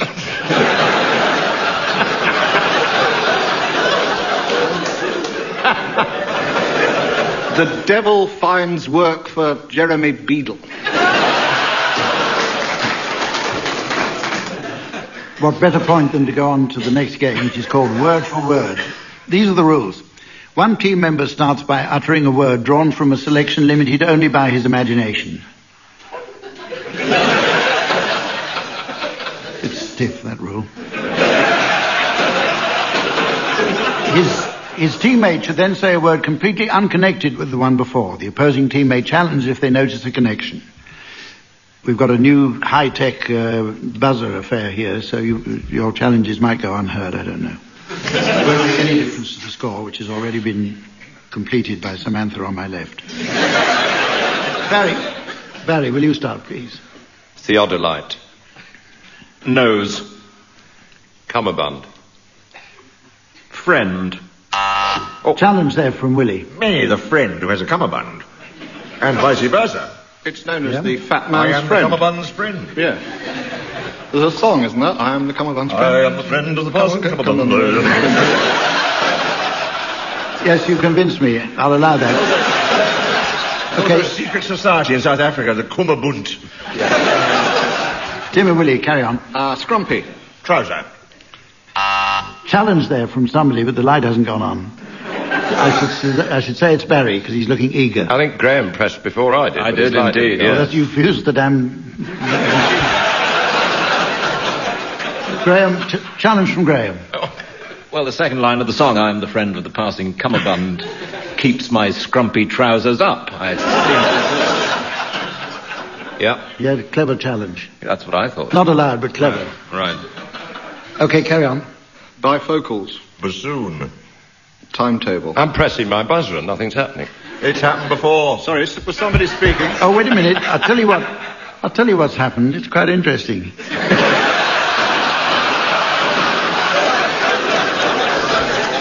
It says batteries not included.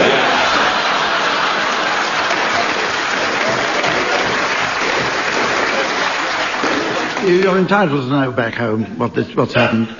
They've stuck the names, Barry and Graeme on and Tim and Willie on, with sticking plaster, and Barry and Graeme's names have been stuck over the little light that goes up. Now I think we're okay. We're in business. Challenge from Graeme.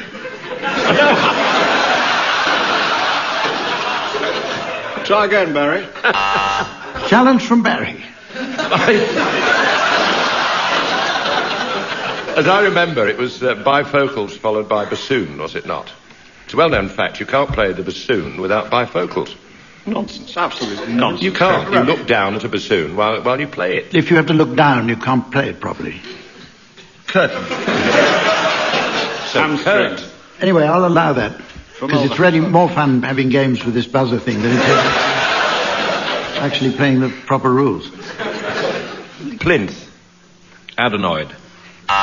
Challenge from Willie. A major character in the opera Aida is Prince Adenoid. He's countertenor with a speech defect. Among other things. Oh. Anyway, Tim. Stool. Sten gun. Spam. Spot. Grease. Gross. Jelly. Roll. Microdot. Bolton. Humphrey Lyttelton. Chris Barber. Kenny. I can't help you there. Challenge from Graeme. Plinth adenoid.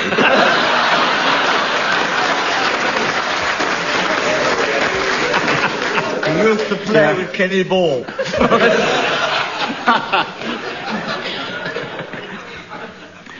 It is not without reason that our next round is entitled Break It Gently. In this round, teams, you must both take turns to assume the role of celebrities. While the audience endeavours to suspend its disbelief, the opposing team should attempt the task of gently breaking an item of imminent bad news to them.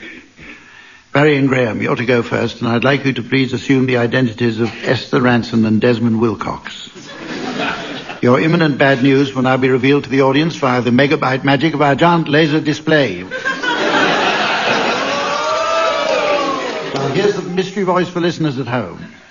They're about to be sent by the BBC to join Brian Blessed on the Everest expedition. Okay, now Tim and Willie, start breaking the news gently to them, please. Esther, how is your head for heights? Heights. Oh, you're Esther, right. I wonder whether they could tell Desmond after all these years. Yes. Have you got a passport you can use at the moment? I have a passport I can use at the moment. I suppose this... And an equity card? This new... and an equity card. This job entails going abroad, leaving these shores, this new booking. Oh, Desmond's smarter than I thought. And acting in a high place. In a high place. Crampons mean anything to you? Oh, crampons. Nothing to do with Brian Blessed on Everest, is it?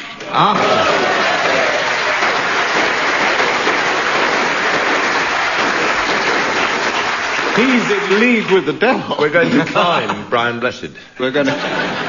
You were about to be sent by the BBC to join Brian Blessed on the Everest expedition. Okay, now, your turn, Tim and Willie. You'll be assuming the roles of the Chippendales, and your news is now being broadcast on the laser display. While here again is the mystery voice. There's going to be a hosepipe ban. There's going to be a hosepipe ban. It's got to be dirty to get that sort of laugh in Berry. I can't sing that high.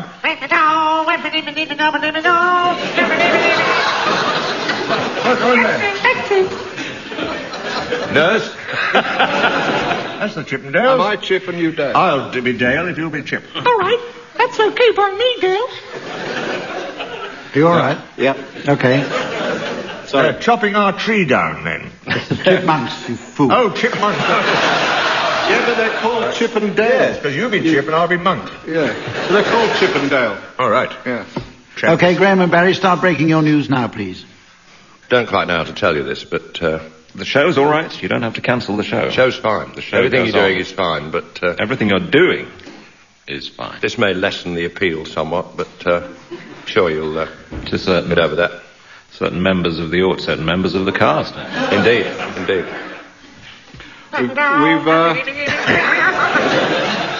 We've got to take the socks out of our G-strings. There's been no mention of socks. No mention of socks. No. Anything to do with my finely shaped pectorals? Just throw that in. If it is, you've got a terrible sense of direction.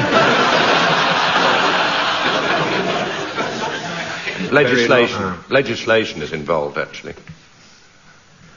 Is it something? Following the recent drought. It's becoming disgusting in my mind.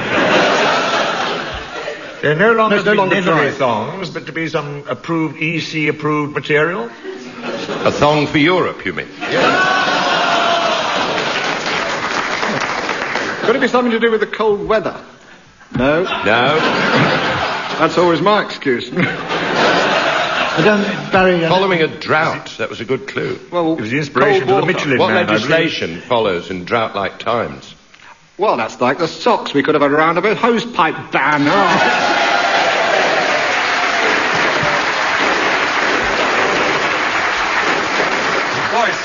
I always use socks myself. So did I. Marks and Save Spencer. socks. Yeah. I'm going to give you 20 points for that on the assumption that they cut out all the bits between socks and hosepipe.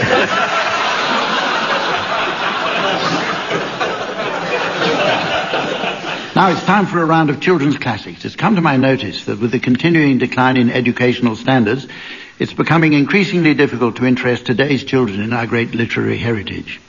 In recent exam results, some pupils seem to suggest that George Eliot was a woman, just like Jane Austen, Emily Bronte, and Evelyn Waugh. It's not worrying. Teams, with this in mind, I'd like you please to come up with children-friendly versions of some literary set texts, taking care to include some of their favourite characters. Tim and Willie, I'd like you to start by telling the story of Macbeth. Mr. Macbeth, the new gardener, now that Mr. McGregor had gone off to be Minister of Transport, is riding along when he sees three weird figures. Hubble, bubble, toil and trouble, said Flopsy. Hail, Thane of Corder, said Mopsy. Fancy an eye of Newt, said Cottontail. So, Mr. Macbeth, the gardener, murdered King Duncan with the help of Mrs. Macbeth, and they buried him at the bottom of the cabbage patch. And Mrs. Macbeth said, "Is this a carrot that I see before me?" Meanwhile, Peter Rabbit said to his mother, "The English army are pulling up all the lettuces and putting them on their heads." His mother replied, "They're disguising themselves as Boreham Wood." Go and wash your ears. "What are we going to have for dinner in the absence of lettuce, Mama?" "Bits of King Duncan," said Mother, "which I have dug up. I'm sick of being a bleeding vegetarian." Exit stage left. The face at the window was played by John Junkin.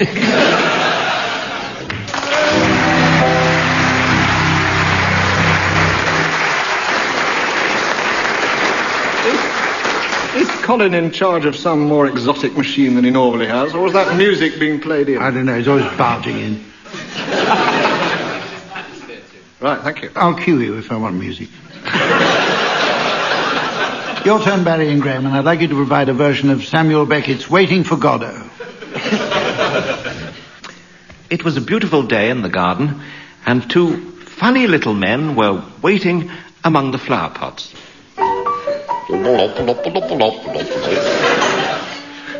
Said Vladimir.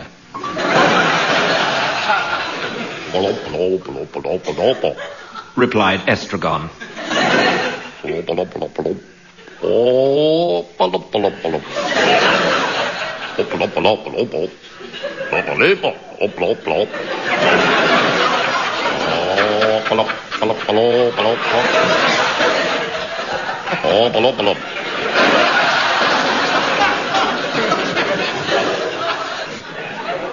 This went on for some time.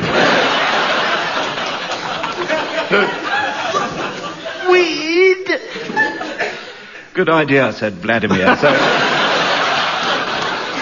So they had another smoke. They were sitting there feeling very happy when down the path came a funny-looking man. Hello, I'm Mr. Godot. And behind him came another funny little man. Hello, I'm Mr. Godot. And would you believe it, children, behind him came yet another funny little man. Hello, I'm Mr. Godot. Blop, blop. Typical, said Vladimir. Blop, blop, blop, blop, blop, blop. You wait ages for a Godot, then three of them come along.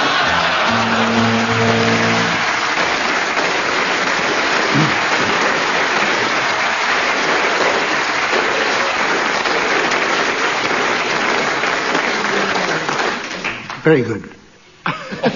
Our next round is entitled Just a Minute, which of course takes its name from that popular show hosted by Nicholas Parsons, Sale of the Century. In it, one team member should attempt to sing a song of my choosing without repetition, hesitation, deviation, or repetition. A member of the opposing team may challenge by using his buzzer. Do please remember that excessive buzzing is likely to drown out the accompaniment provided by Colin Sell. Another good way is to use a pneumatic drill.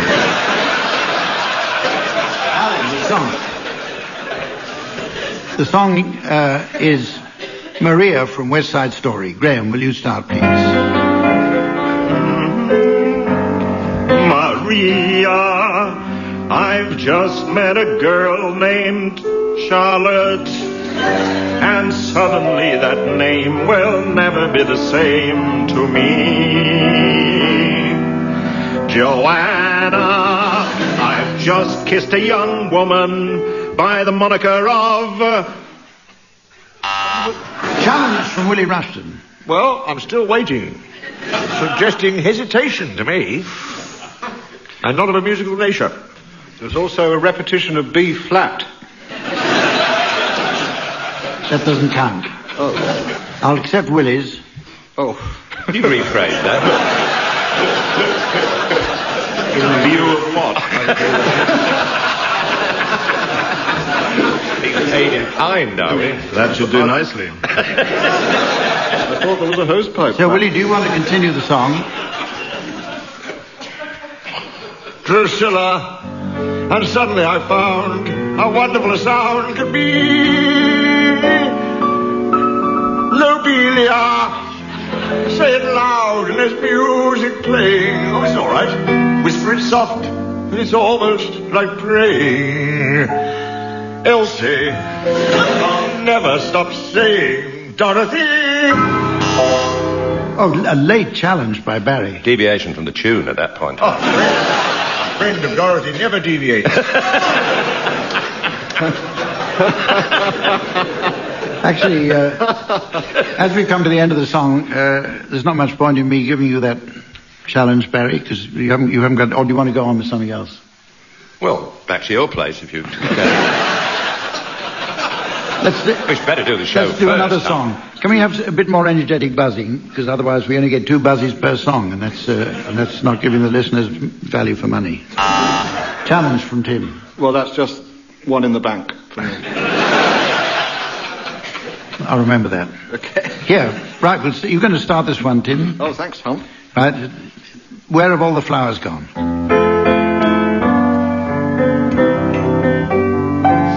Where have all the flowers gone? Long time passing. Has anybody seen the plants? A great deal of ages in the past. Somebody please give me vegetation. Whereabouts? The girls have picked on everyone. When will they ever learn? At what time is it that they will understand? Challenge from Barry. Repetition of will. Yeah, I heard it distinctly. Start on me again. Also, 20 minutes ago, he deviated slightly. Carry on, Barry. So this is the subtext.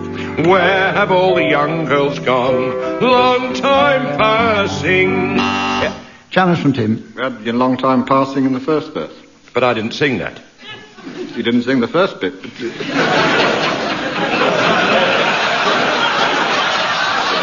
no answer to that. I don't even think I know what I mean. A ruling, Hump, a ruling. Anybody not had a go? The lady in the third Graeme, row. carry on. Carry on, Graeme. Where have all the young girls gone? Long time ago. Well, what's happened to the birds then? They've taken husbands, everyone. When will they ever learn?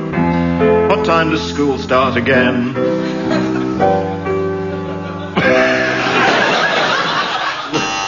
Challenge from Willie. Slight hesitation there, one more. Definitely going into deviation. He wasn't. He was trying to synchronise with that rambling accompaniment. I don't blame him, honestly. No, it's not easy to assemble your thoughts with Colin playing behind them. Never been the same since he found out how to open the lid.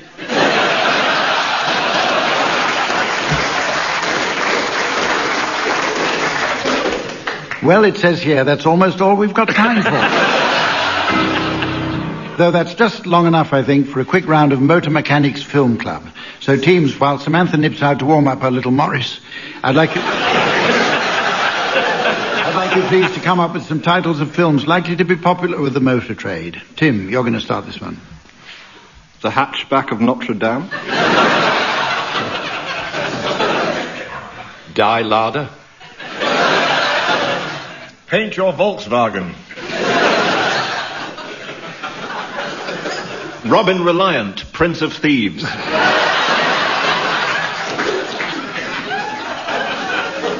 Shakespeare films very popular with motor mechanics. Oh, yeah? Alfa Romeo and Juliet. Comedy of Sierras. Much Ado About Vauxhall.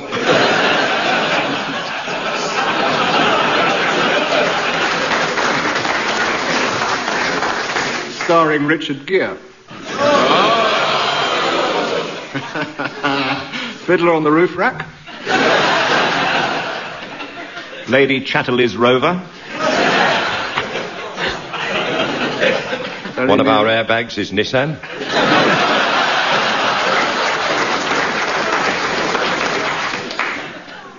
The touch of Hillman Minks. Dipstick on your collar. Virginia Mechanic in Lead Free. That's with Subaru the Elephant Boy.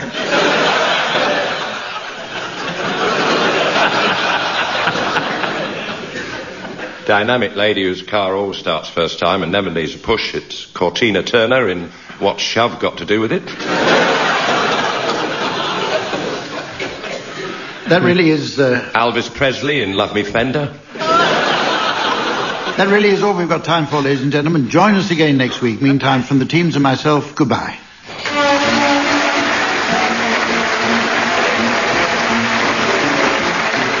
Brooke-Taylor, Barry Cryer, Graeme Garden and Willie Rushton will be given Silly Things to Do by Humphrey Lyttelton, with Colin Sell setting some of them to music. The programme was produced by John Naismith.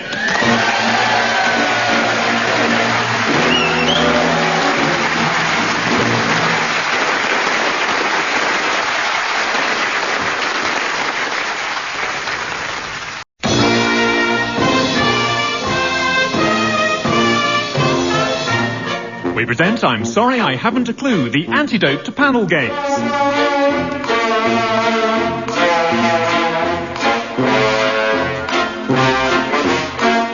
At the piano is Colin Sell and your chairman is Humphrey Lyttelton.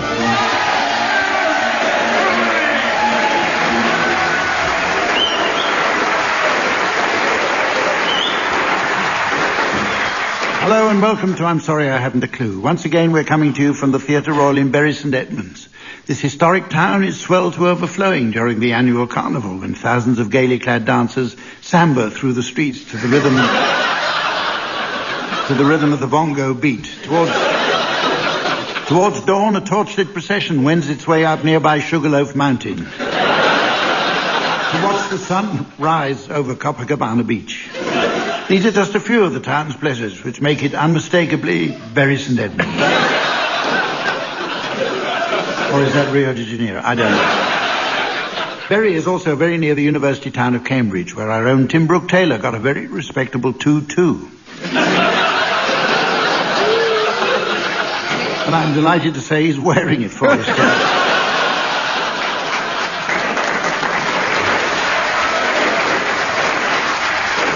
So, please welcome Tim with his Willie Rushton.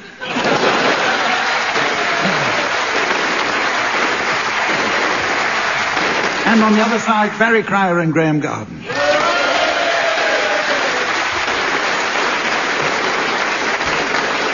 And if that weren't excitement enough, please welcome the lady who scores, the enchanting Samantha.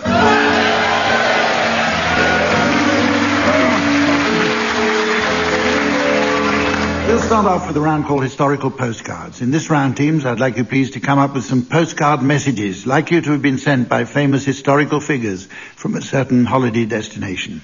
Tim, will you start, please? This is from Julius Caesar, home to his wife Portia. Postmarked Londinium, 55 before something that hasn't happened yet.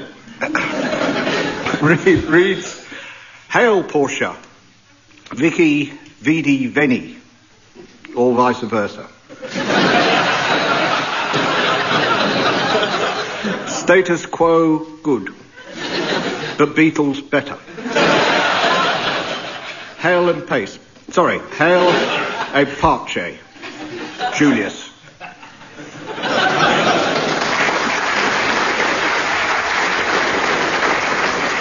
Barry Cryer. This is Captain Cook from Sydney Bay. Dear James, counting every minute, Sydney. Willie? Captain Scott from the Antarctic. The weather's not up to much. Catering poor. Oates is popping out to post this now.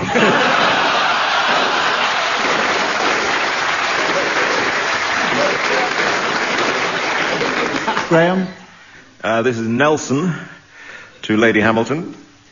Having a great time at Trafalgar, apart from the pigeons. Captain Hardy has shown me great loyalty and affection, though I still have to remind him no tongues.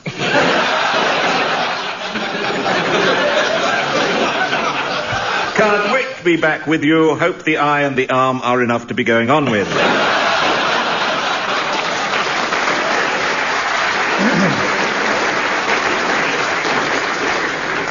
P.S. Please send half bottle of Optrex.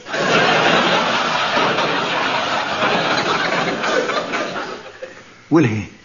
Found this one from Wordsworth, from Tinton Abbey, saying, "Dear Dorothy, have you got a rhyme for either Tinton or Abbey?"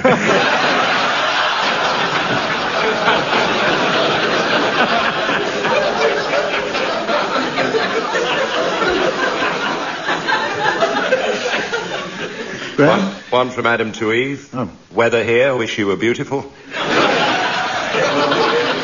clever. Okay. By half. Any more? Right. Now it's time for the delightful game Pick Up Song. When Samantha cranks up the handle of my gramophone, teams, you'll hear some rattling good numbers, which I'd like you please to sing along to. At a random point, Samantha's spare hand will reverse rotate my volume knob, causing the music to drop out. If on its return you're closer than half a crotchet to the original, I'll be awarding points. And points mean prizes. What do prizes mean?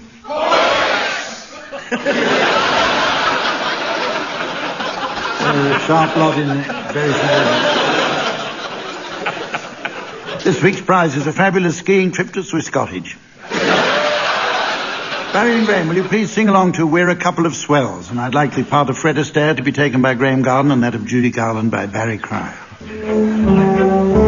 We're a couple of swells.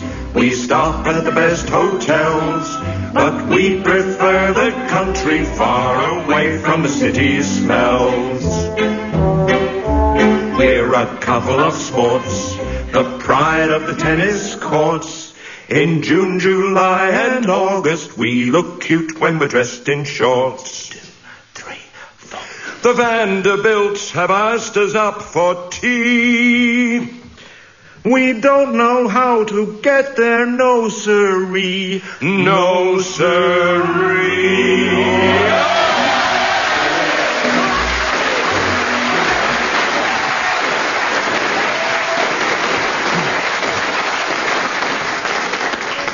10 points, but Graeme loses 12 for counting out loud. Tim and Willie, will you please accompany Julie Andrews and Rex Harrison singing The Rain in Spain? That's Tim Brooke-Taylor as Rex Harrison and Willie Rushton as Julie Andrews. A lifetime ambition realised. The rain in Spain says men in the plain. I think she's got it. I think she's got it. The rain in Spain says men in the plain. By George, she's got it. By George, she's got it. Now once again, where does it rain? On the plain, on the plain. And where's that soggy plain? In Spain! In Spain!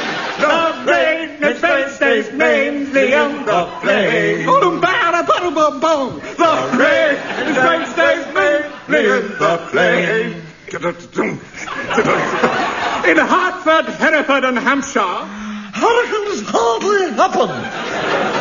Bom, bom, bom, bom, bom, bom, bom. How kind of you to let me come. Now once again, where does it rain? On the plain, on the plain. And where's that blasted plain? It's still in bloody Spain. The rain in Spain says the rain.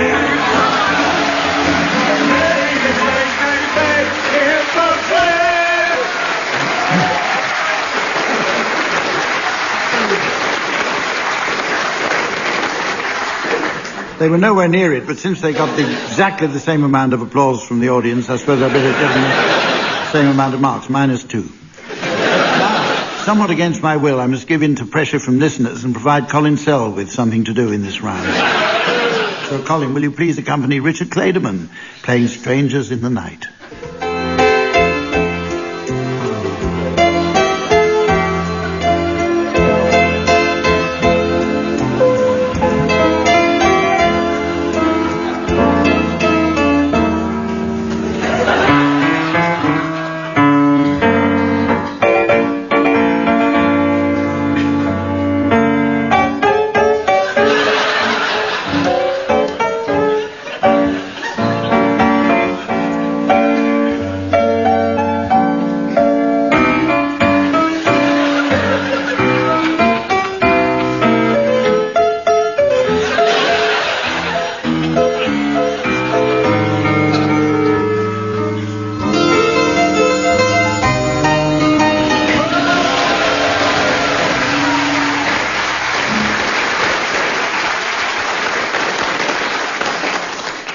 According to Samantha, that's Colin Sells 7, Richard Clayderman 1. Our next round is called tag wrestling. It's loosely based on a variation of professional wrestling, which is often accused of being rigged. However, I can put my hand on my heart and say there's nothing professional about this at all. Teams, I shall give you both the tagline to a story. I shall then start one team telling a story to fit their punchline. When I do this, a member of the opposing team should take up the story and make it fit their punchline, and so on. Barry and Graeme, your punchline is this. So that's where the plutonium was hidden, exclaimed Schuler as the sheep ran out of the kitchen.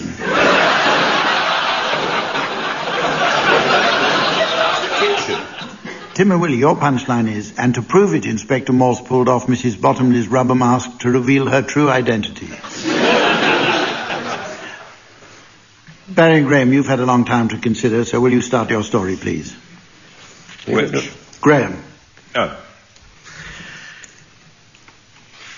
It was a fine sunny morning in Ambridge as Tom Forrest wandered down the hill towards the Bull. What are you up to?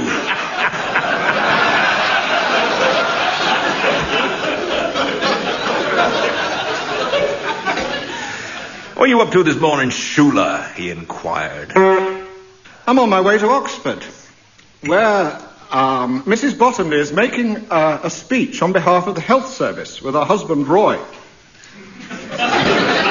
Remember him? She's going down... Nobody remembers him. He was buried with Eamon Andrews.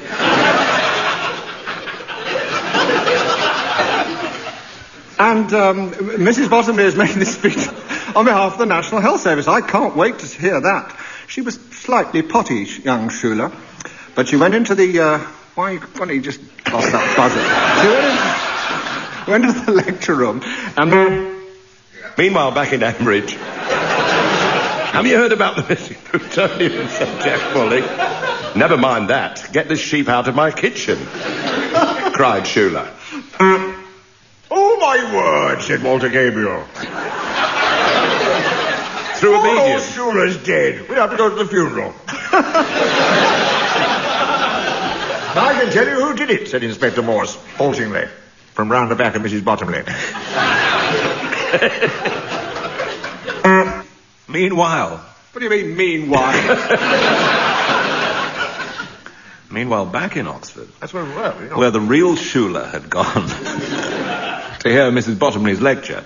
Schuler suddenly found herself offering Mrs. Bottomley a cup of tea. I'll pop into the kitchen to make it. Thank you very much, said Mrs. Bottomley. They heard as Schuler opened the kitchen door. Well, the mystery is solved. But of course it wasn't, because Schuler was wearing a rubber mask to reveal her true identity, and to prove it, Inspector Morse...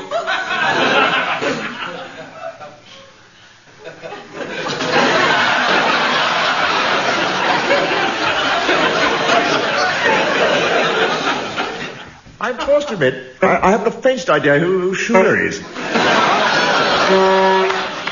And to prove it, Inspector Morse pulled off Mrs. Bottomley's rubber mask. Too late, I buzzed. So if it wasn't for the buzzer, I don't think I'd get through that game. That wasn't a buzzer, Tom. Well, you know what it is. I don't know what it is. It's a hooter. If you're going to be quibbling, can I ask you what you meant by saying Schuler put on her rubber mask to reveal her identity? I didn't. Just to make she was wearing a mistake about a buzzer, so you watch out, because she was wearing a rubber mask. To reveal her identity. Let's go on to the next game. And quite reasonably, it's entitled Doctor's Jargon. In this round, team members are invited to suggest some familiar phrases habitually uttered by doctors and nurses, together with an explanation of what they really mean. Remember, teams, it's all too easy to make a cheap joke at the expense of the medical profession. So let's get on with it. Barry, will you start, please? You may experience some discomfort. Or you could go private. There's a lot of it about. This means I've got that. What are you taking for it?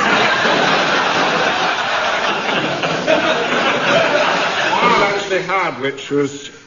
I should try and cut down on the booze, if I were you, old man. Which I think means, blimey, you drink nearly as much as I do. Graeme? When the doctor says, I'll ask Nurse Simpson to come in here and then you can slip your things off, means Nurse Simpson likes a good laugh. You won't feel a thing. Means you'll be dead.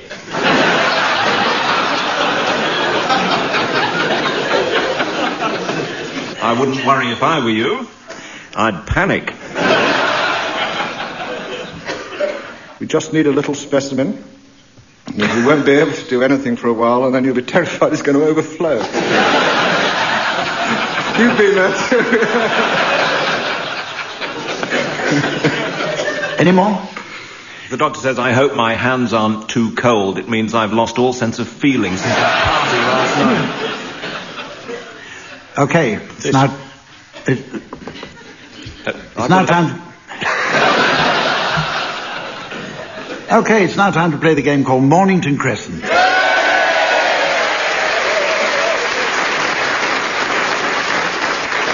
In view of what they see as the recent complication of standard play, many listeners have requested that we adopt a simplified version of the game. So for this week only, teams, Stovall's defence is still allowable during forward triangulation, but back doubling may only be attempted after a northern approach. Have you got that? Stovall's defence still allowable during forward triangulation, but back doubling may only be attempted after a northern approach. Well, we can't make it any simpler than that. Okay, Tim, will you start, please? Only after a northern approach? Or is that an option? I didn't mean start quibbling, I mean start playing the game. That's a fair question. Yeah. Do you get Stovall's defence forward triangulation only after, or can we have the choice? You can have a choice. Right, so if Berkeley it makes you Square. feel happy. Berkeley Square. Hay Hill. Hay Hill. Wood Lane. Ha ha ha. Baron's... No, I did. He said court. He did. Oh, no. Sorry. Triangulation. It's not, it's not a back double. In fact. Not a good follows Hay Hill. Yeah, Baron's Court. Yeah. Oh, no. Baron's Court. Oh, blast. Oh, no, sorry, not Baron's Court. Yeah, no, that's all right, Baron's Court. That'll do. That'll make 20 moves in the first hour, Tim. The embankment. Northumberland Avenue. Yeah. Ah, a tribute to Stovall coming up. Parliament Square. Well done. Tee-hee, tee-hee. If the audience knew anything, they'd be cheering. They'd be... Thank you. Hold it, Willie. That wasn't during forward triangulation. No, surely. quite. Well, if it wasn't. It wasn't. Yes, you knew I that. like them while they were cheering. Whooping with pleasure. That was only one or two of the audience. Yeah. The rest are looking very smug now. I think you just about get by with that move. That's I what... think so. Well, Yeah. I think you'll find it's rather good. Okay, Graeme, carry on. Mornington Crescent. That's fine. Yeah, if we're talking forward triangulation, come on, it's cocky. Yes? You took getting undue advantage of a certain amount of confusion that was going on there. Yeah. I'm getting a thumbs up from the Grand Master's room. well, they've got a lot of time to kill in there. Now, I think we'll have to... I don't think I can allow that, Graeme. No? No. No. If you'd, I think the simplest thing is for you to make an alternative move. I mean, normally you would be penalised. But that would mean starting the game again, and I couldn't stand it. Go on, Graeme, quickly now. Can we speed this up a bit? Okay, Baron's Court. Farm Avenue. Cromwell Road. Kensington Church Street. Hay Hill. Yeah. The embankment. Mornington Crescent. Yeah. Yeah, good.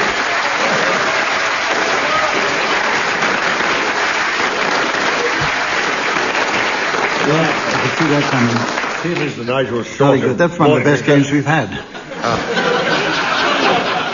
It's now time for a round of those amusing five-line nonsense poems made popular by the likes of Edward Lear, which history tells us were originally devised by an itinerant Irishman with a fondness for rhyme.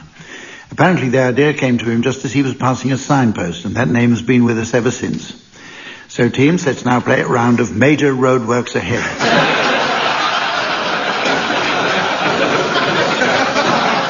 Or, as some people call them, limericks. I shall furnish you each with a fecund first line, which I'd like you to continue, taking one line each. And I'm going to start with you, Tim. The best way to read Conan Doyle.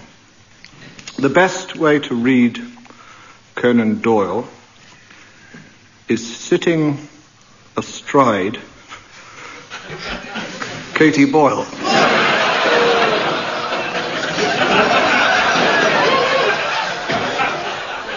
Let me just savour the picture for a moment.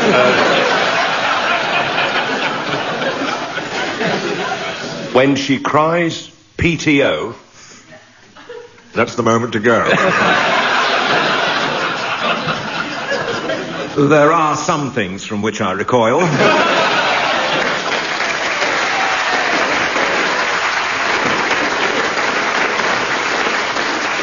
Barry, here's one for you. While pretending to read some Voltaire, strange noises emerged from my chair. George Bernard Shaw said in a plot, that's all. Said, I'll open the door. Thank God for a breath of fresh air.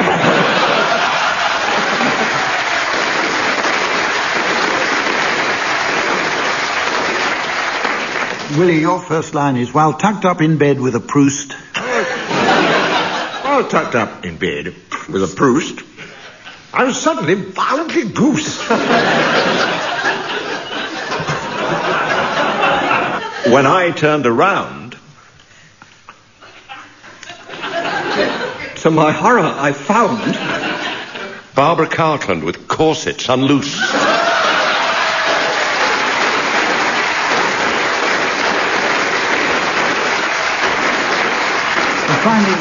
Finally, one for you, Graeme. There's a lady who reads Mills and Boon. By the light of the silvery moon. She loves all the stories. And votes for the Tories. They'll be coming to get her quite soon.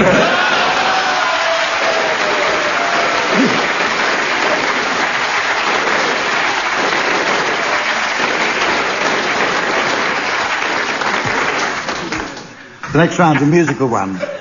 When one considers the great partnerships of world history, the coupling of Sooty with the hand of a fully grown man is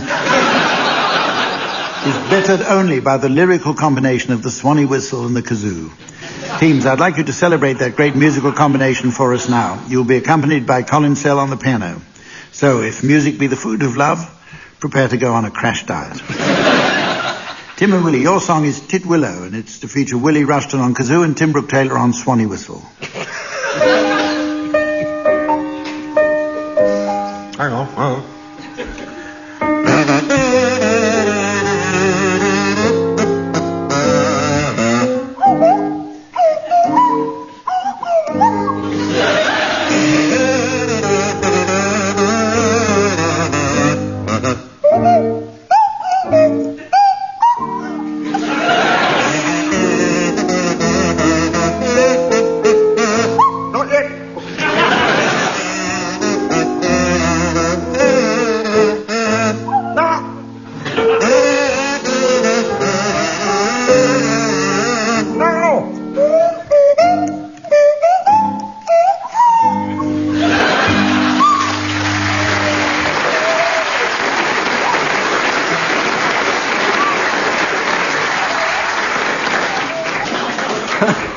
Barry and Graeme, your song is A, You're Adorable, and this one will feature Barry Cryer on the kazoo and Graeme Garden on the Swanee whistle.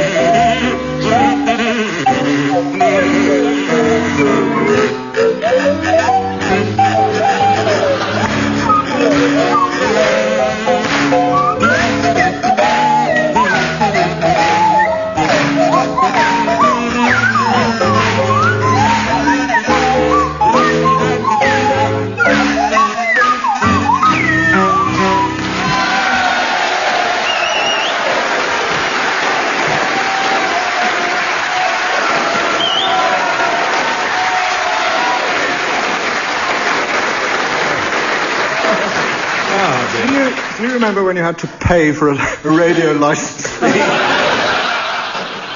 Well, time flies when you're enjoying yourself, which explains why I feel like I've just spent 3 days in the departure lounge at Gatwick Airport. Before we go, let's have a quick round of Zookeepers Film Club. Teams, as you would expect, I'd like you please to suggest some titles of films likely to be popular with an audience of zookeepers. Willie, you're going to start this one. Panda and the Flying Dutchman. Camel. Hot. The Gnu's of Navarone.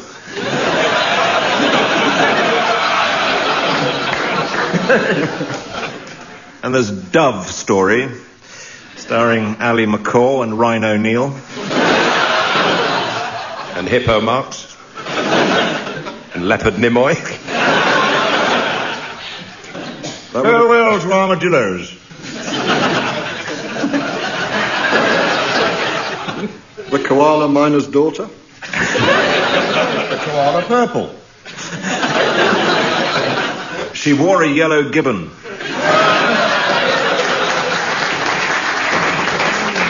Oh, memories.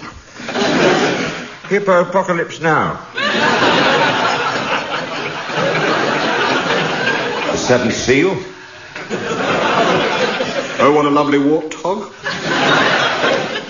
The Parrots of Penzance. 12 Angry Gerbils. Unfortunately, we have to say now... What's new, duck-billed platypussycat? Thank you for that applause. There's a girl in marsupial. We do have to say now... Robo-Cobra. Oh, sorry. The outlaw Minky Wales.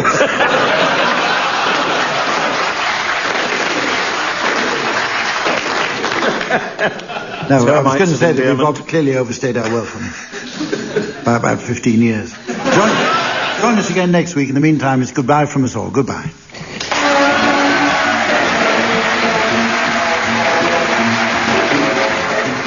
Brooke-Taylor, Barry Cryer, Graeme Garden and Willie Rushton have been given Silly Things to Do by Humphrey Lyttelton, with Colin Sell setting some of them to music. The programme was produced by John Naismith.